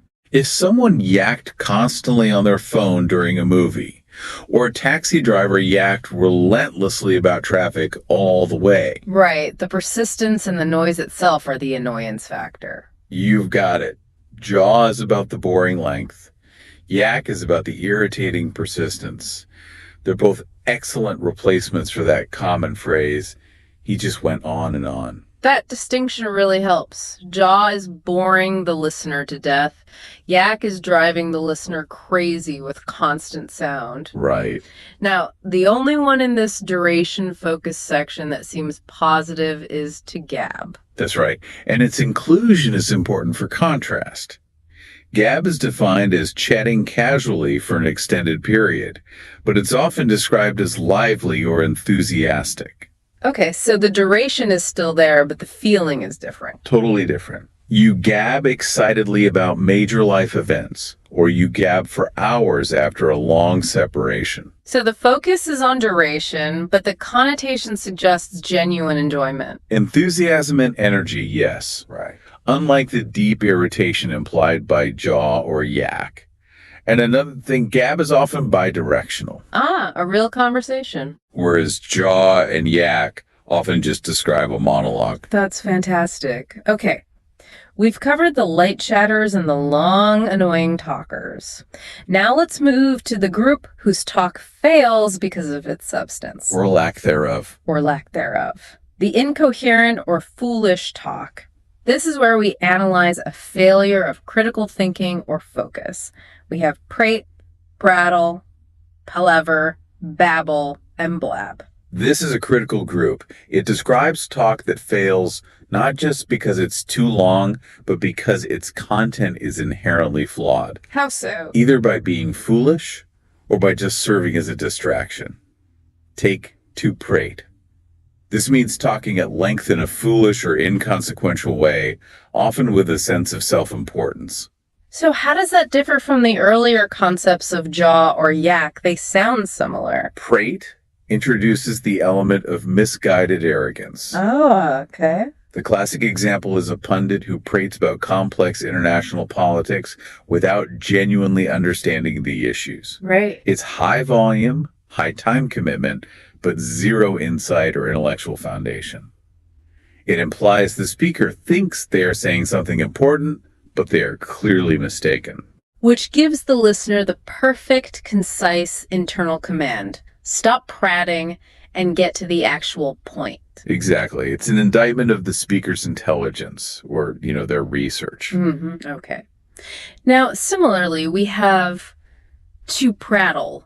It means talking a lot about unimportant things in a way that may seem foolish. Right. And prattle often implies an inherent lack of adult awareness or maybe an excessive innocence. Ah, so prattle is often used for children. Yes.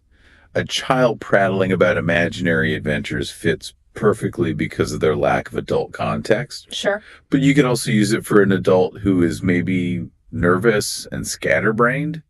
A guest at a dinner party who's prattling on about trivial details while ignoring an important conversation happening nearby. So prate suggests high volume, low content from a misplaced sense of authority. And prattle implies low volume, low content from a lack of focus or innocence. What about to palaver? That sounds a little grander, maybe older, but the definition is talking aimlessly and at length. How is this different from the annoyance of prate? The true insight of palaver is realizing it is often a tool of passive aggression or time theft. Oh, interesting. It's not merely poor communication. While its synonyms include waffle and prattle, the examples show that palaver often implies a deliberate hindrance to progress. Can you give an example? The committee meeting dissolved into endless palaver about minor technical details instead of voting. So, if I'm in a meeting and someone is deliberately using excessive tangential language to stall a decision they don't like, that's palaver. That's it. It's talking foolishly when you should be acting or deciding. It's bureaucratic quicksand. That's the application that makes it a C2 word. It describes a tactical stalling maneuver. Wow. Now let's look at total communication breakdown with to babble. This is all about incoherence. Right. We usually think of babies. Yes, and that's the positive context. The baby babbling happily in her crib. But the critical context is stress. Okay. It means making random, meaningless sounds or talking incoherently. If a person is under intense pressure and starts babbling excuses instead of providing a clear explanation. It signals a complete breakdown. A complete breakdown in meaningful cognitive communication. The listener knows the speaker has just lost control of their thoughts. And finally, rounding up this messy section, we have to blab. This seems to imply a consequence. Absolutely. Blab is specifically about talking excessively or thoughtlessly, often with the consequence of revealing sensitive or secret information. So the core issue isn't duration or foolishness, it's the indiscretion. The thoughtless indiscretion. The source uses great examples. Don't blab the surprise party plan. Right. Or a witness who blabbed irrelevant details in court, damaging their own case. The saltlessness of the speaker causes a direct, tangible problem for others. We've spent a lot of time in the realm of social noise, the unnecessary, the foolish, the irritating. We have. Now we execute a sharp pivot. Here's where it gets really interesting because we shift to communication where words have specific weight. And consequence. And a highly defined structure. Okay. The speaker here is intentional and strategic. Precisely. We are focusing on communication that requires strategy, formality, and authority. The stakes are dramatically higher than just mere social upkeep. Starting with what is arguably the highest stakes term in this whole deep dive, to parlay. Parlay is a superb classic verb. It suggests negotiation with an opposing side. An enemy. Often an enemy, or at least a deeply conflicted party. It's a structured discussion of terms for an agreement where the outcome matters, greatly. I instantly think of historical movies, pirates or generals meeting under a flag of truce. That's the root of it, exactly. Diplomats parlayed for hours to avert a crisis. Striking workers parlayed with management to resolve a massive industrial dispute. The emphasis is on the stakes and the existence of an opposing side. You don't parlay with your colleague about the budget for lunch. No. You parlay when there is a fundamental conflict of interest. A high-level formal negotiation structure is required to prevent a worse outcome, like war or a permanent business breakdown. Right. Okay. Isn't defining parlay as just formal negotiation potentially understating it? How so? Doesn't parlay always carry that historical connotation of conflict? Whereas a modern negotiation might just be about synergy. Is parlay too melodramatic for a simple business deal? That's a great point, and it gets to the C2 nuance of usage. Right. In modern business, you would rarely use parlay unless the stakes felt existential. A hostile takeover negotiation, perhaps? Or a union management crisis. Exactly, where the business's survival is on the line. For synergy or simple M&A discussions, negotiate is standard. So parlay intentionally elevates the emotional and adversarial tension of the exchange. It does. If you use parlay, you are highlighting the inherent deep conflict between the two parties. Got it. Conflict plus elevated formality. Okay, let's move to public speech with to orate. To orate means to speak formally and at length, especially publicly. This is not merely giving a speech. It's more than that. It is. It implies a mastery of delivery, structure, and rhetorical device. The senator orated passionately on the floor, using carefully chosen language and timing. Historical figures like Cicero. They didn't just talk. They orated masterfully. Oration suggests eloquence, deliberate composition, and a deep understanding of how to move an audience. So it's set far apart from the random ramblings of, say, prate or palaver. World apart. So if someone is just reading a statement badly off a teleprompter, you wouldn't say they are orating. No, you would say they were delivering a speech. Orate is reserved for the speaker who owns the stage and the material. Someone who is truly trying to sway public opinion through rhetorical excellence. It signifies skill. And finally, in this structured communication cluster, we have a verb that isn't about dialogue or presentation, but about setting boundaries. Yeah. To stipulate. To stipulate is defined as specifying requirements, especially in an agreement. This is a very powerful verb. Why is that? Because it establishes clear, non-negotiable terms that assert control over the future relationship or interaction. And we see this most often in legal or professional contexts, right? Absolutely. A detailed contract stipulates payment terms clearly. Rules stipulate that no late submissions will be accepted. You stipulate terms to prevent ambiguity and assert non-negotiable boundaries, which is why it often carries a legal or, final connotation. So it's the ultimate move from talking about potential terms to establishing the definitive binding terms themselves. It shuts down discussion on those specific points. The insight there is that stipulation is proactive. It prevents palaver later on. Because the terms are already established and documented. Exactly. Let's transition now to how we share our thoughts, our beliefs, and our intellectual foundations. Okay. It's fascinating how many different words English has just for sharing a thought, depending on the weight, the relevance, and the intellectual foundation we attach to it. Indeed. We are categorizing the weight and intent behind expressing beliefs. We move from a casual comment to deeply foundational reasoning. And the vocabulary shifts significantly to reflect that intellectual heft. It has to. So let's start with the basic expression of belief. To opine. Opine is the starting point. To express one's opinion.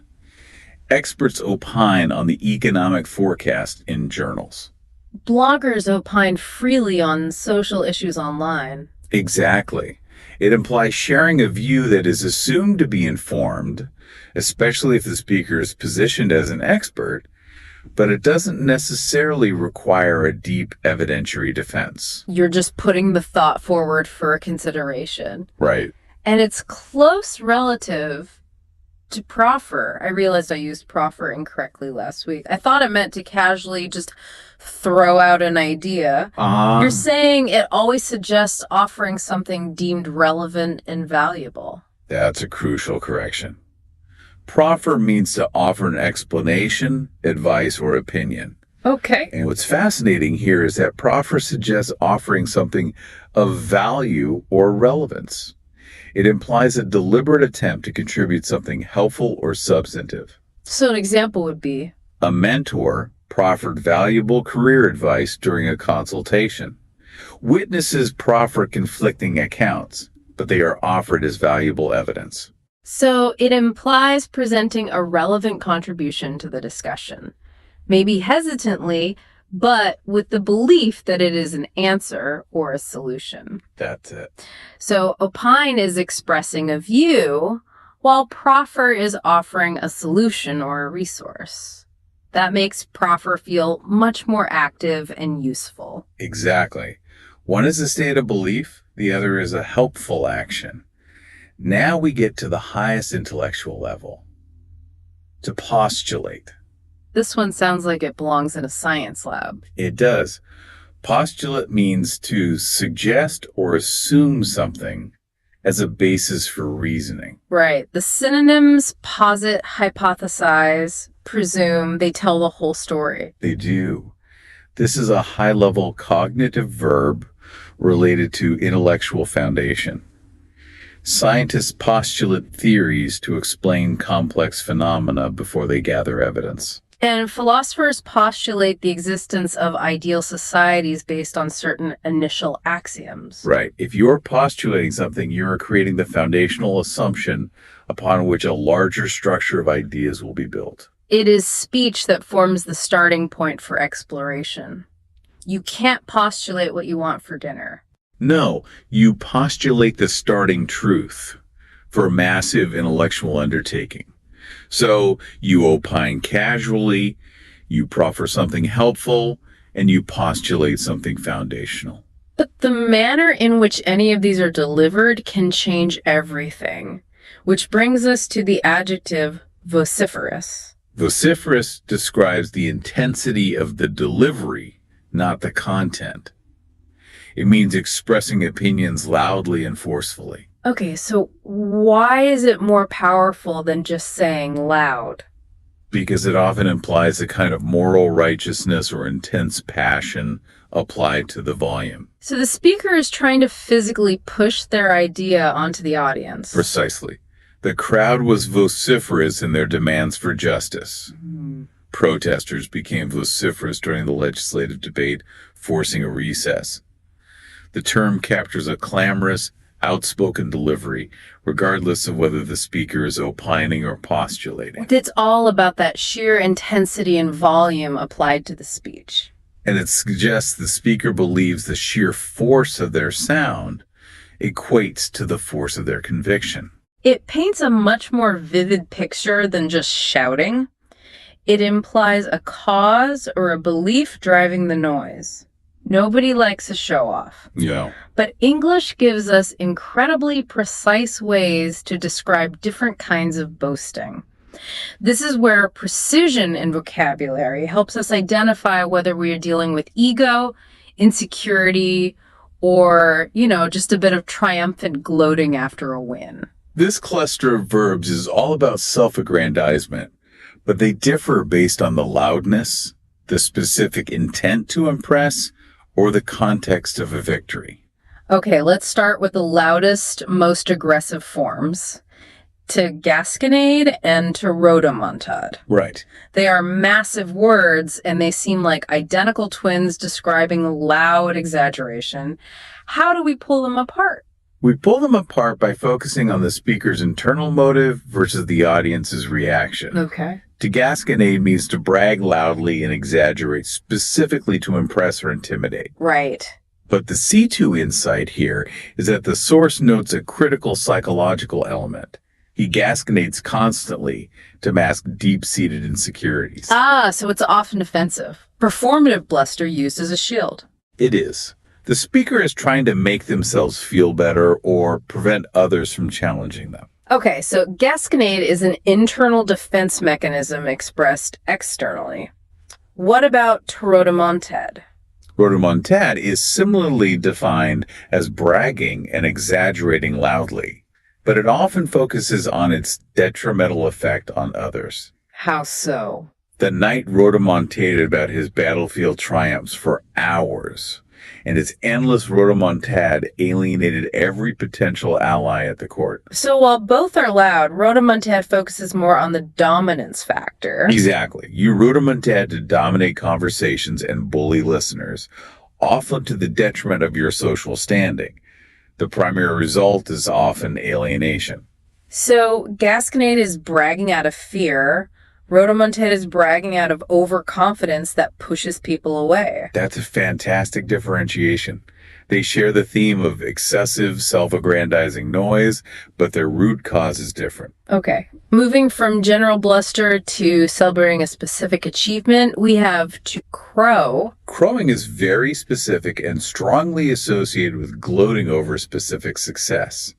It usually suggests immediate, sometimes petty triumph. So after winning the contract, the team crowed about their victory in the office. Perfect example. Or the rival CEO crowed over his competitor's failure. It often carries that cautionary element too. Don't crow too soon. The negotiation isn't finalized. It's a very specific, triumphal celebration of a win. Got it. Now for the mechanics of overstatement itself, we have to hyperbolize versus to play up. To hyperbolize is pure descriptive overstatement used for emphasis or effect. It's a technique. Okay. Storytellers often hyperbolize events for dramatic effect. Advertisers hyperbolize product benefits to make them seem superior. So unlike gasconade or rhodomontade, which are about the speaker's ego, Hyperbolize is a neutral descriptive technique. The speaker is intentionally stretching the truth for maximum impact. and its close cousin, to play up. I feel like play up is a more strategic, selective act. It is. To play up is a strategic, intentional action defined as emphasizing or highlighting something to make it seem more important or relevant than it might otherwise be. Okay, like in an interview. Exactly. She played up her minor volunteer experience as a leadership role in the interview. Right. Directors play up emotional scenes by adding dramatic music for maximum impact. The media plays up a minor scandal by giving it wall-to-wall coverage. So it's selective exaggeration. You intentionally spotlight certain facts while downplaying others to achieve a calculated strategic goal. That's it. So hyperbolize is stretching the truth of all facts. Play up is focusing the spotlight only on the facts that serve your agenda. Not all communication is about agreement or sharing knowledge. No, definitely not. Some is designed to wound, criticize, or playfully engage. We're now examining the darker and lighter sides of interpersonal communication. The language of conflict and social maneuvering. This section reveals the language of deliberate interpersonal engagement, ranging from direct insult and disdainful mocking to the essential counterpoint of good-natured teasing. Okay, let's start with direct disrespect. To affront. To affront means to say or do something purposely hurtful or disrespectful. So the focus is on the deliberate nature of the disrespect. It is, and the resulting injury to the recipient's dignity. His crude joke affronted the entire religious group. She felt deeply affronted by the dismissive tone the manager took when discussing her work. So it describes a deep, intentional slight that wounds the recipient's sense of propriety or honor. Right. Then we have to scoff, which feels less direct than an affront. It sounds like it's aimed more at an idea than a person. That's right. Scoff is about mockery mixed with contempt. It means to mock contemptuously, often verbally. So an example would be, critics scoffed at the innovative design initially, saying it would never work. They scoffed openly at her ambitious goals, treating them as naive or unworthy of serious consideration. So it's a verbal expression of disdain. Treating the subject or idea as utterly trivial. An affront aims to wound a person. Scoff aims to dismiss an idea. And of course, the most direct verbal outlet for immediate frustration, to cuss. Cuss is simply to use impolite or profane language. He cussed loudly after stubbing his toe. Right, an immediate, emotionally driven response. Using profanity as a pressure valve. A film character might cuss repeatedly to show frustration or lack of education. It's an unvarnished, often spontaneous burst of negative emotion delivered through language. Moving away from direct confrontation, we have the indirect conflict of to tattle. To tattle means to reveal someone's wrongdoing or misbehavior to others, usually an authority figure. But the C2 layer here is the social dynamics, isn't it? It is. Children often tattle on siblings to gain a parental advantage. Sure. But in a workplace, employees who tattle risk being ostracized by their peers, even if they are technically right. Right. It's an attempt to resolve conflict or gain advantage by informing an authority figure. But it almost always comes with a social cost among peers. It highlights the division between hierarchical and peer relationships. Okay, our only truly positive term in this section is to banter. We need a word to counteract all this negativity. Banter is the crucial counterpoint. It means to engage in light, playful, teasing conversation. So it's vital because it uses teasing not to offend or slight, but to build rapport and ease tension. Comedians banter effortlessly to warm up the crowd. And colleagues banter about sports or harmless mistakes to ease workplace tension. It's quick, witty exchange designed to establish good humor and intimacy. If affront is designed to cause disrespect. Banter is designed to generate respect through shared humor. Exactly. That distinction is key. The intent separates banter from scoff. Banter requires reciprocity. And scoffing requires contempt. Finally, let's look at communication that is either struggling to get out or is intentionally designed to hide its true meaning from the wider audience. This is the language of uncertainty, struggle, and sophisticated manipulation. This focuses on indirect or difficult forms of speech, where the listener has to work harder to discern the message. Either because the speaker is struggling with their own emotion, or because the speaker intends to use ambiguity to their advantage. Starting with the struggle to falter. Falter, in the context of communication, means to utter something hesitantly or with uncertainty.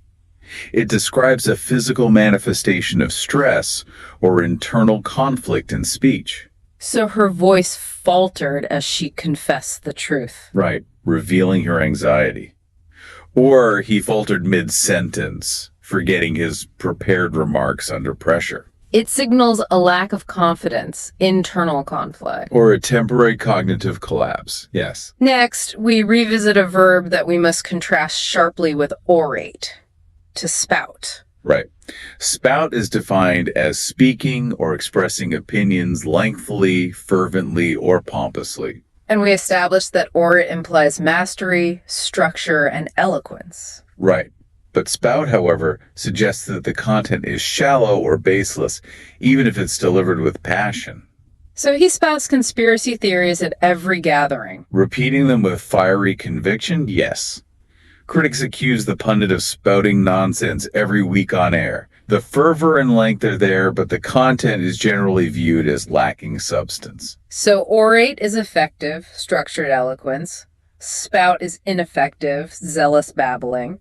Both are long, but only one is respected. Exactly. Spout is often used by a frustrated listener to dismiss the speaker entirely. Okay, now for the truly manipulative terms. To insinuate. Insinuate is crucial for critical analysis because it means to suggest something indirectly and almost always negatively. It is the language of plausible deniability. It is. He insinuated that she was irresponsible by commenting loudly on her sudden wealth. The article insinuated corruption among the board members without providing any direct proof. Why is this tactic so effective, and why is the word insinuate so important to know? Because the speaker avoids a direct accusation, they can retreat if challenged. They can just say, I never said that directly. Exactly. But the negative suggestion, the rumor, the doubt, already lingers in the air and does its damage. So mastering insinuate helps you identify subtle attack. And refuse to engage with the implied meaning until the accuser states it directly. And finally, perhaps the most tactical and sophisticated term in this entire deep dive, the dog whistle. The dog whistle is a noun that describes a coded message understood by a specific group, but deliberately ambiguous or innocuous to others. This highlights the highest level of tactical use of ambiguity in public speech. Especially political communication. This term needs a real deep dive. It's more than just a coded phrase, isn't it? Oh, it's a mechanism for simultaneously engaging two distinct audiences. The message targets niches. Advertisers use phrases that sound like common parlance, but specifically resonate with certain demographics. Sure. But politically, its significance is profound. A politician can use a dog whistle phrase that, to the general public, sounds like a benign comment about tradition or hard work. But to their extremist supporters, it means something entirely different and highly inflammatory. Right. The genius of the dog whistle is its utility in polarizing audiences subtly. It allows a speaker to communicate a controversial or even prejudiced message to their base without triggering broad criticism. Because the literal surface meaning is innocent and defensible. It creates an in-group feeling with the target audience and protects the speaker with plausible deniability. So when you recognize a dog whistle, you recognize that the communication is fundamentally dishonest. It's designed to operate on two levels of interpretation simultaneously. It is the sophisticated use of language to conceal and manipulate. That is a phenomenal summary. It moves the word from jargon to a critical analytical tool. Wow. We just took a rapid but incredibly detailed deep dive into 32 distinct ways to describe the human voice, moving miles beyond simple descriptions like talked or said. We went from the light social lubrication of confabulating all the way to the tactical political ambiguity of the dog whistle. And that was the core mission. Precision in vocabulary equals precision in analyzing the world around you. And by mastering these terms, You are no longer just recognizing that someone spoke loudly. Right. You're articulating that they were vociferous in their demands, showing intense conviction. You are no longer saying someone exaggerated. You are noting that they intentionally hyperbolized for dramatic effect, or perhaps gasconaded to mask insecurity. Exactly. The real applied value here is in recognizing intent. If you are stuck in a meeting where someone is engaging in palaver, you know they are deliberately delaying progress. If they proffer advice, they are attempting to contribute value. And if you hear someone prating on television, you know their words are pompous and utterly lacking in intellectual foundation.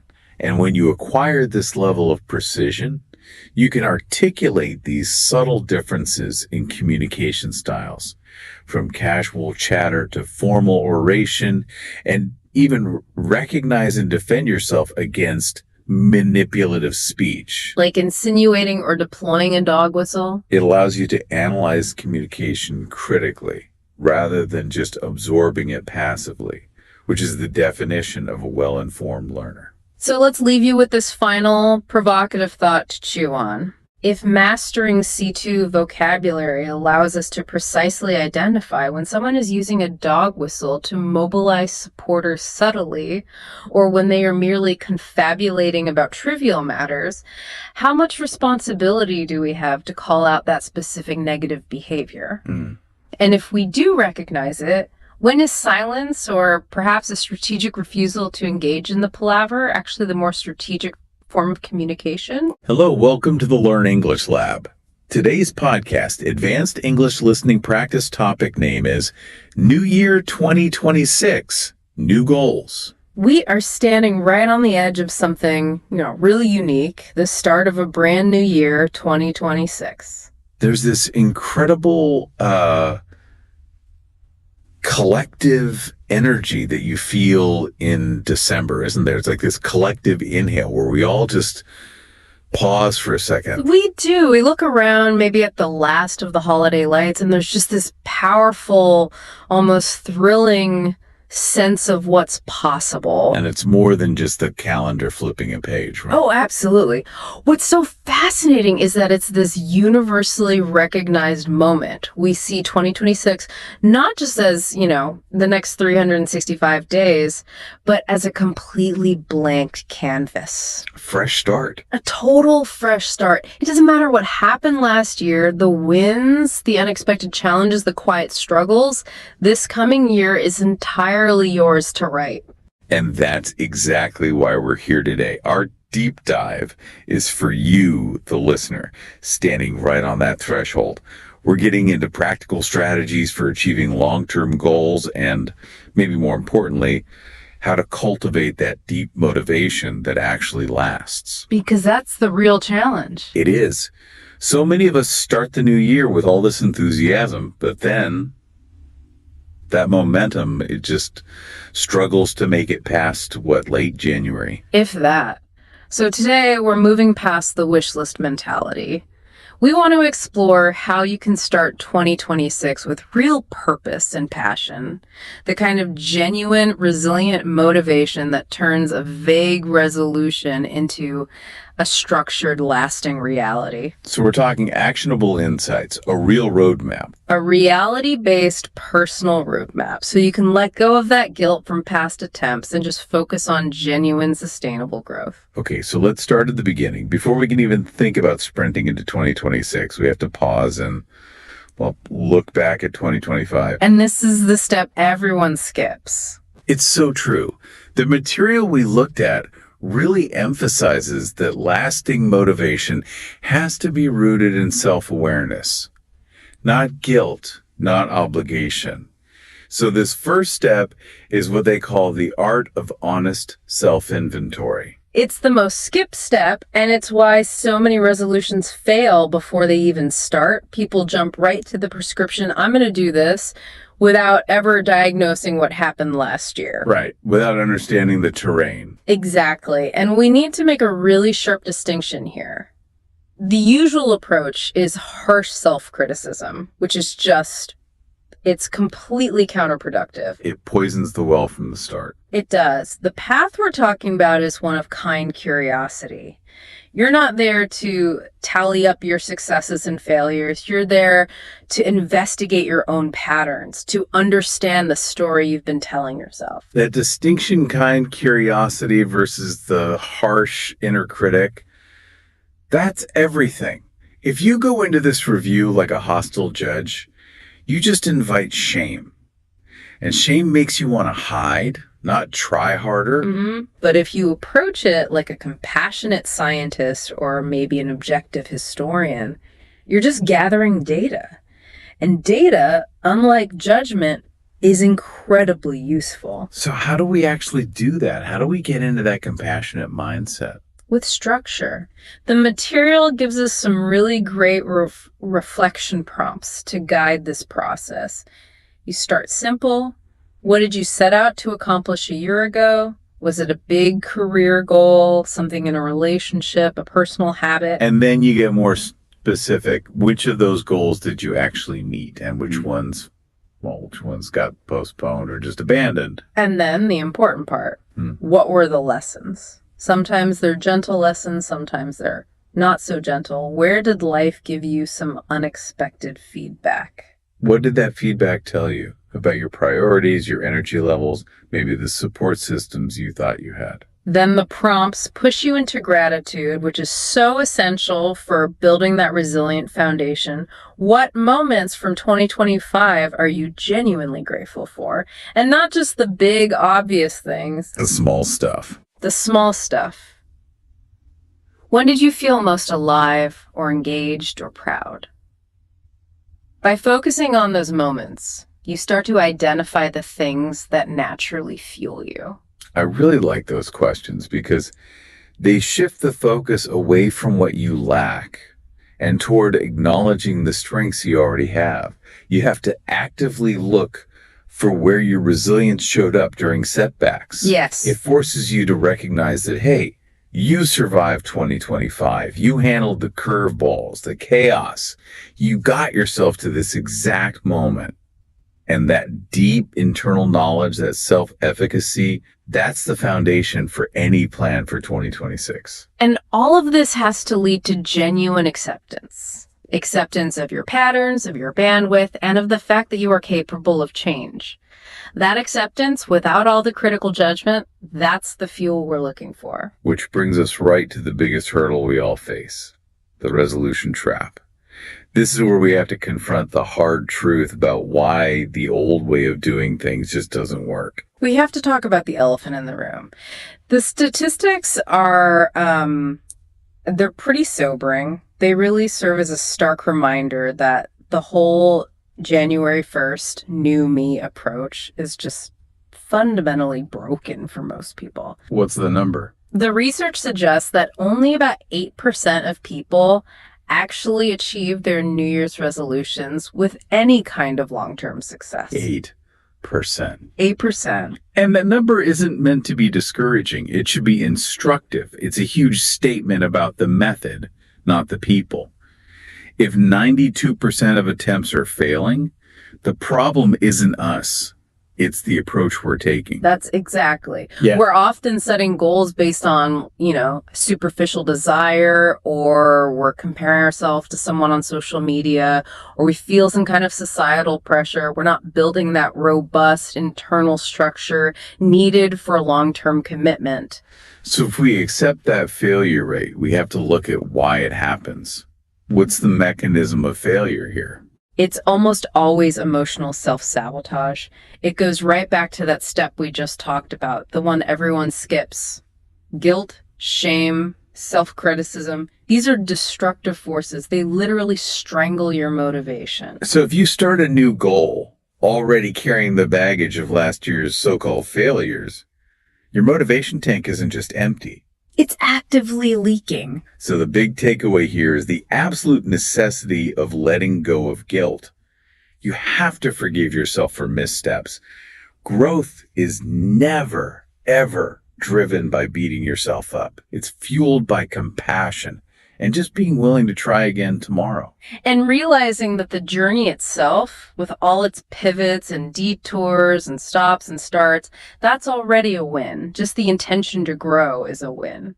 The ability to restart a habit from a place of kindness rather than the self-loathing, that seems like the single greatest predictor of success. It might just be. If you can adopt the mindset that a lapse in your routine is just an inevitable part of being human and not some final devastating failure, you're free to restart immediately. You don't have that debilitating emotional baggage that causes that 92% failure rate. That's a powerful shift. It's not about performance. It's about persistence. Precisely. Okay, so we built this resilient, guilt-free foundation. We've taken an honest look at our past patterns. Now we can start looking forward with some real clarity. This next part is all about structuring desire. We're moving beyond those vague wishes to aligning our goals with what we genuinely want. And that alignment piece, that's the energy source. Resolutions often feel so lifeless because they're either too vague, like get in shape, or they're just completely uninspiring, like save more money. They're restrictive. They feel like a chore. They do. For this to last, the motivation has to come from inside, from your core values. We have to identify goals that actually ignite the spirit. It's time to ask yourself, what would truly thrill you? What's that dream that keeps whispering to you even when life is loud and busy? I love that phrase, the dream that keeps whispering. We should be asking ourselves questions that challenge our own limits.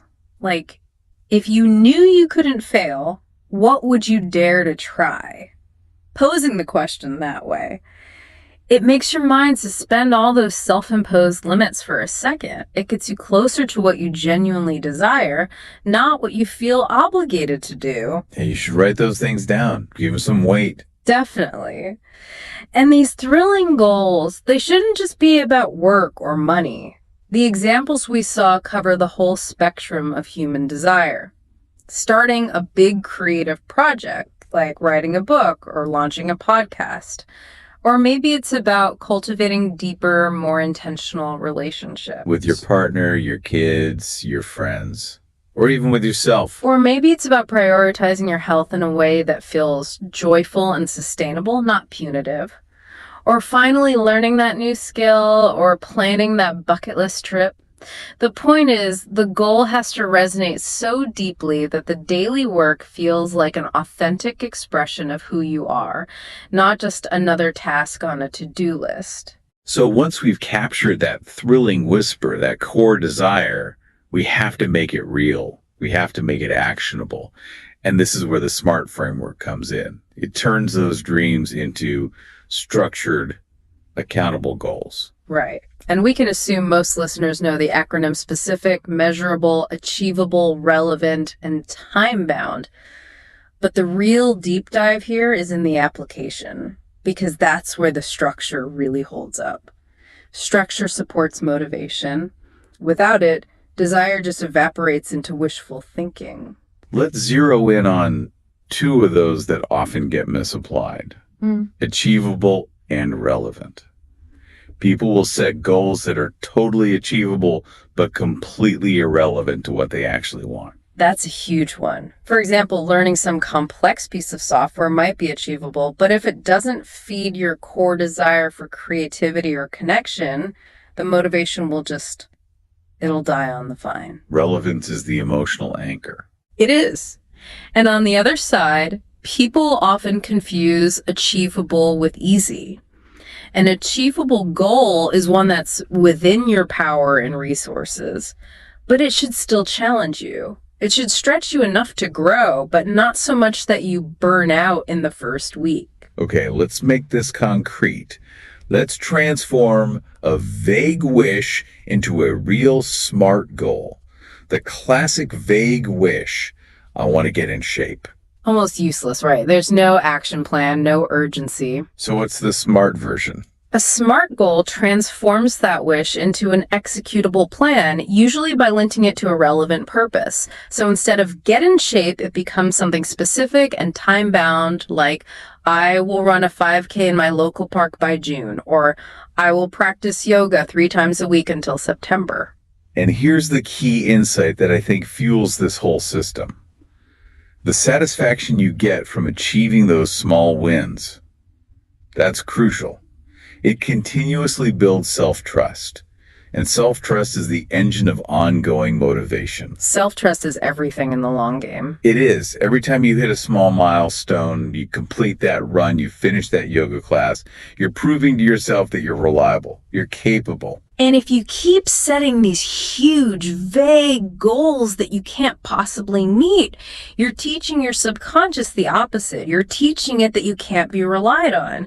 But setting smart, achievable milestones, that generates a constant flow of positive feedback. It reinforces the identity shift we're going to talk about next. Which brings us to building the actual roadmap, Yeah. the transition from dreaming to planning.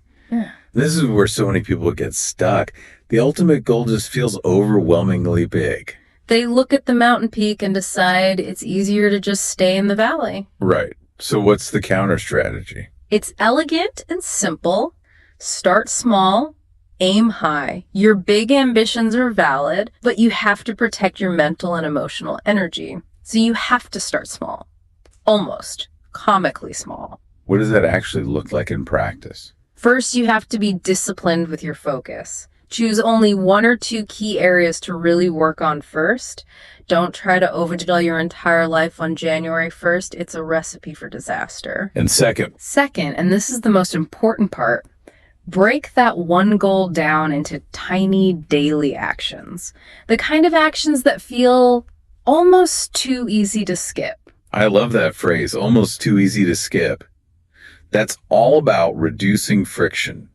So if your goal is to write a book, the daily action isn't write a chapter. No, that's way too big. That invites resistance. The daily action is write for 15 minutes right after my morning coffee, or open the document and write 100 words. It has to be so small that the psychological barrier to starting is basically 0. You want to win that moment of decision. And you need a system to track this, right? To make it visible. Yes, a habit tracker, a calendar, even a simple checklist. If you can physically see the chain of consistency you're building, you create this internal pressure not to break the chain. Momentum is such a powerful force, and it's built through relentless consistency, not these grand, heroic gestures that only last for a week. So you don't need a home run every day. You just need to show up at the plate. Okay, the long game. It requires more than just a good plan. It requires foresight. We have the roadmap, but we know it's going to collide with reality. So this next part is about recognizing the limits of willpower and using identity and community to sustain change. Let's just be honest here. Relying only on willpower is a fundamentally flawed strategy. We all start the year with what feels like this bottomless well of determination, but willpower is a finite resource. It's like a battery. It is. It runs out. Usually around the time the holiday sugar crash ends or when the first unexpected crisis hits at work. A smart roadmap involves actively planning for life's spectacular curveballs. So this is like doing a pre-mortem on your goals. You don't just plan for the ideal day. You brainstorm the challenges and the solutions ahead of time. What happens when you're exhausted or sick or traveling or dealing with a family issue? Your system has to be designed to survive that shock. And you need concrete, low-friction solutions ready to go. For example, if you know you struggle with morning workouts because of the effort it takes to get ready, the solution isn't just try harder. That never works. It's a structural solution. Pre-pack your gym bag and put it by the door. Maybe even sleep in your workout clothes.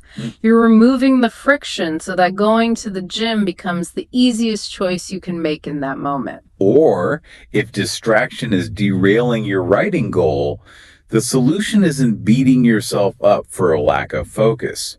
It's environmental control.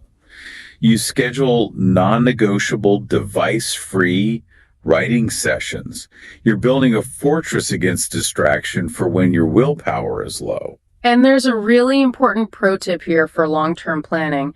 You have to incorporate restart points. What are those? They're not failure points. They're intentionally scheduled, regular check-ins, maybe every Sunday night or the first of the month, where you review your progress and have a guilt-free reset. So that promotes adaptability. Instead of feeling like the whole plan has failed because you got sick for 2 weeks. You just see it as a temporary blip. You know you'll address it at your next restart point. It means you treat your goals as living, adaptable things, not these rigid rules that shatter the second they're challenged. It's like treating your goal as a hypothesis you're testing. A failure is just data. It is. If you miss 3 days, you don't quit. You go to your restart point and you ask, okay, why did this happen? Was the daily action too big? Was the timing wrong? And you iterate, you adjust. Let's pivot to what might be the deepest lever for change here: the power of identity-based habits. The research seemed to be really clear that lasting change comes from habits, and habits are rooted in your identity. It's a fundamental shift in how you see yourself. This goes so far beyond just behavior modification. You stop trying to do things and you start trying to be someone. So instead of the surface level goal, I want to run more, the internal framing shifts to something like, I am a person who values movement and physical health. That subtle shift changes the entire motivational game. Every small action you take, putting on your running shoes, choosing the healthier lunch, going to bed on time, it becomes a vote for that new identity. It reinforces who you're actively becoming. You're not just chasing some external result anymore. You're confirming a core belief about yourself in the present moment. That is incredibly powerful for motivation. Okay, but let's play devil's advocate for a second. Isn't there a risk of this just being fake it till you make it? What if you don't actually believe on day one that you're a person who values movement? How do you bridge that belief gap? That's a great question. The insight here is that the belief is built through action, not just through affirmations. You don't have to believe it 100% on day one. You just have to take the first tiny intentional action. Each action is a piece of evidence. Exactly. If you want to be a writer, you write 100 words. Now you have evidence. You are, in fact, a person who writes. The belief follows the evidence, not the other way around. So the actionable question you can ask yourself is, what would someone who has already achieved this goal do today? Yes. If you want to be a successful entrepreneur, what does that person do? They show up, they make the call, they do the research. You start to embody the goal rather than just chasing it from a distance. And finally, we have to talk about community. Motivation almost never succeeds in a vacuum. You have to find your tribe. The data is so strong on this. Community and accountability are some of the best predictors of lasting change. Motivation is genuinely contagious, and isolation is its enemy.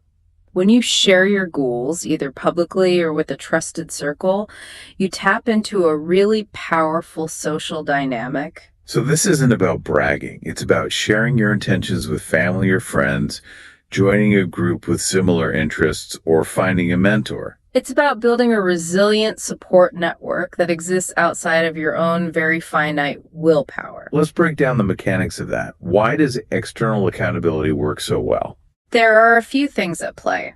First, it's a commitment device.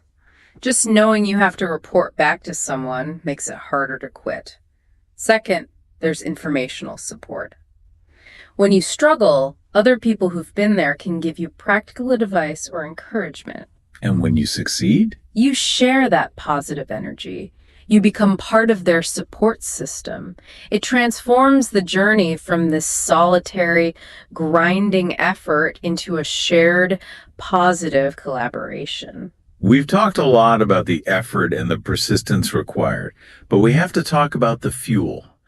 A huge part of sustained motivation is learning how to effectively celebrate the milestones.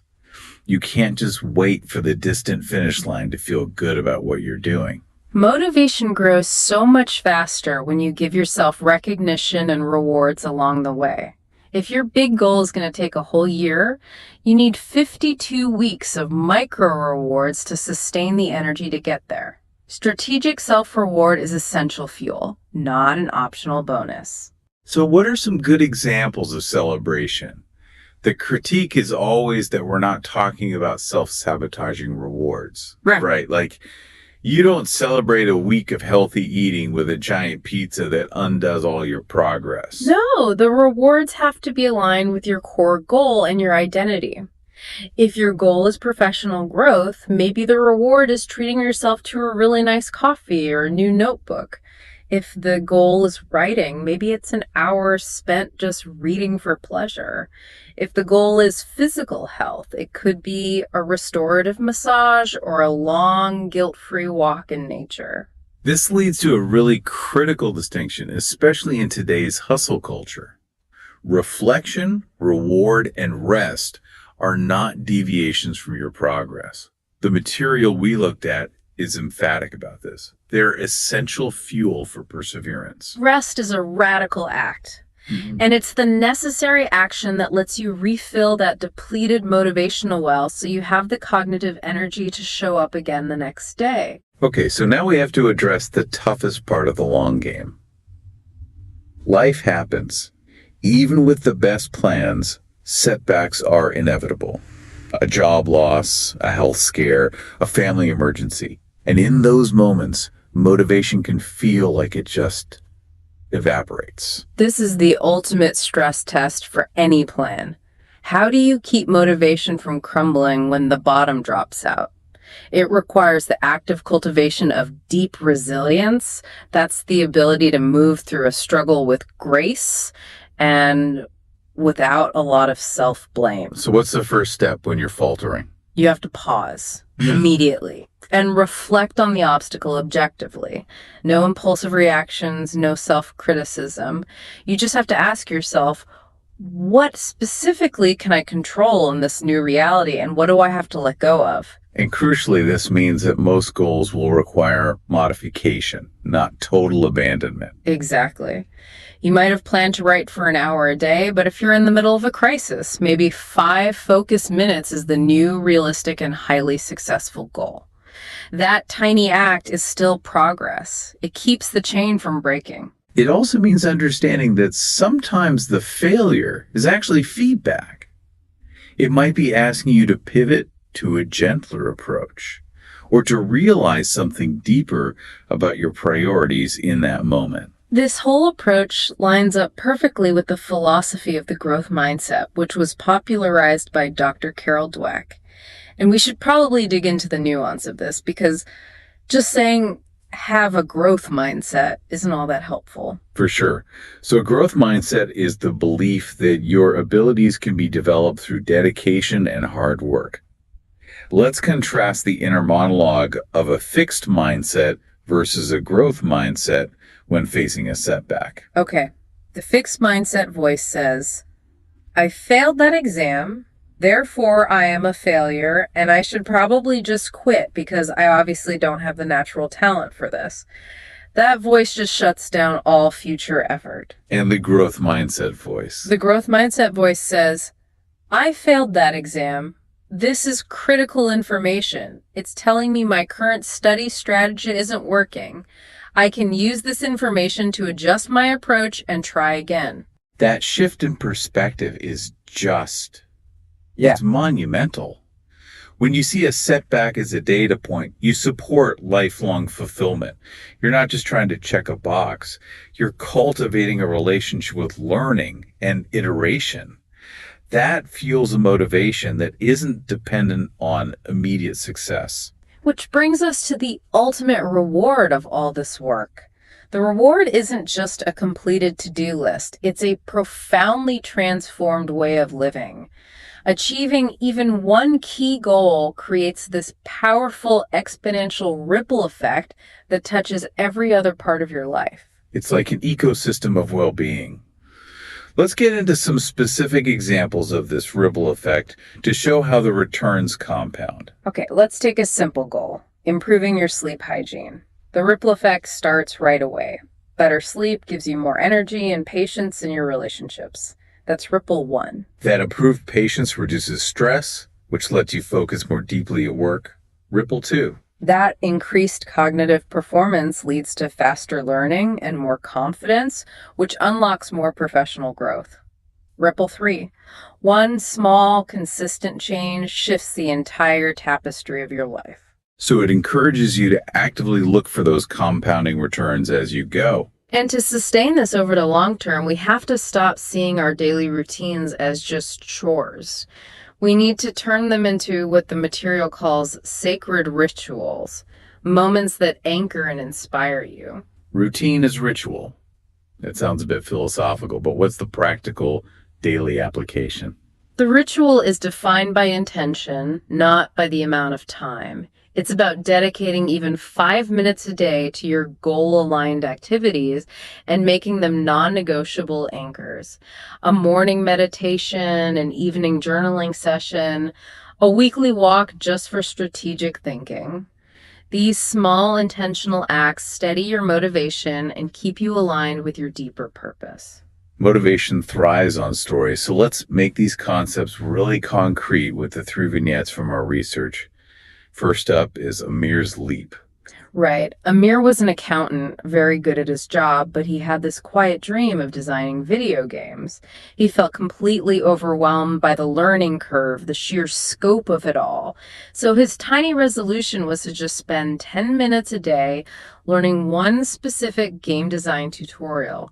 And the lesson here is the power of that infinitesimal start. That tiny commitment removed the fear. By March, 10 minutes felt too short, so it grew to an hour. By June, he was active in an online community.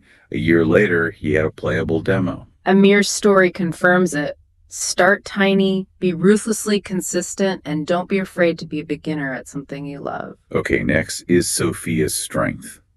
This one illustrates the power of redefining the why, the relevance. Sophia had the same failed resolution every January. Lose weight. It always felt like punishment, and it always failed by February. For 2026, she had a breakthrough. She changed her goal to move my body for energy and joy. And that simple reframe changed everything for her. Joy became the motivator, not self-criticism. She stopped focusing on the scale, joined a dance class, and started cooking new, vibrant recipes just for fun. And she ended up healthier and happier, almost accidentally achieving her original goal without focusing on it at all. When your why is rooted in joy and self-care, not discipline, motivation lasts. And finally, Deshaun's Dare, which is all about correcting our modern obsession with hustle culture. Sean was a successful young professional, but he was completely burning out from working these relentless 80-hour weeks. So his radical resolution for 2026 was to intentionally learn how to rest and set boundaries. It's such a powerful and counterintuitive goal. He literally scheduled time off in his calendar, set firm boundaries around work email after 6 p.m., and started a daily meditation practice. And the surprising result wasn't a career slowdown. It was greater focus, better relationships with his team, and a surge in creativity that actually led to a big promotion. The lesson is that intentional rest isn't the reward for work. It's the essential fuel for all effective, high-quality work. Those 3 stories just perfectly encapsulate the core strategies: tiny actions, a shift in identity, and prioritizing restoration. So as we look ahead at the whole year, what are those final enduring strategies for the long game? First, review regularly. Goals die when they're not actively revisited. Set those non-negotiable monthly or quarterly checkpoints. Ask yourself, what's working? What needs to be adjusted? Treat your goals like living, adaptable documents. Second, visualize success. This is a powerful technique used by elite athletes. Spend real time imagining what success looks, sounds, and feels like. If you're writing a book, visualize holding the finished copy, feeling the weight of it, seeing it on a shelf. That emotional vibrancy connects the small, maybe tedious step you have to take today with the huge, satisfying outcome down the road. It bridges the motivational gap you'll inevitably hit in the middle of the year. And finally, the single most critical element that underpins everything. Be kind to yourself. The internal voice you use matters more than any app or tracker. You have to ask yourself, are you your own harshest critic, or are you your biggest supporter? Motivation is just deeper and more resilient when it's infused with kindness. When you falter, and you will because you're human, speak to yourself the way you would to a dear friend. Recommit from a place of love and understanding, not from fear or shame. That is the ultimate strategy for sustainability. We've reached the end of this deep dive into setting powerful, sustainable goals for 2026. This year isn't just a date on a calendar, it's a personal declaration. It's you standing at the threshold, deciding with intention who you are and who you want to become. And remember that enduring motivation isn't some lightning bolt of inspiration. It's more like a quietly lit candle, fed intentionally by those small daily practices, conscious choices, and the support of the community around you. Embrace these new beginnings. Forgive any past stumbles and greet each day of 2026 with curiosity and courage. We really hope this discussion has given you, the listener, some profound clarity and a robust, actionable plan for the year ahead. A plan that can guide you past the guilt of prior attempts and into some genuine, transformative growth. We want to leave you with one final, provocative thought to mull over as you begin to write your story for 2026. We've shown how achieving even one small, identity-based goal creates a powerful ripple effect across your entire life. So consider this. If you commit fully to just one small, identity-based action every single day this year, that 10 minutes of creative work, that movement 3 times a week, that 5 minutes of intentional rest, how drastically might your entire personal and professional life be transformed by this time next year? Go write your story. We hope this deep dive into New Year 2026 new goals has provided you with clarity and a robust plan. If you found this discussion valuable, please remember to like, share, and subscribe to this YouTube channel.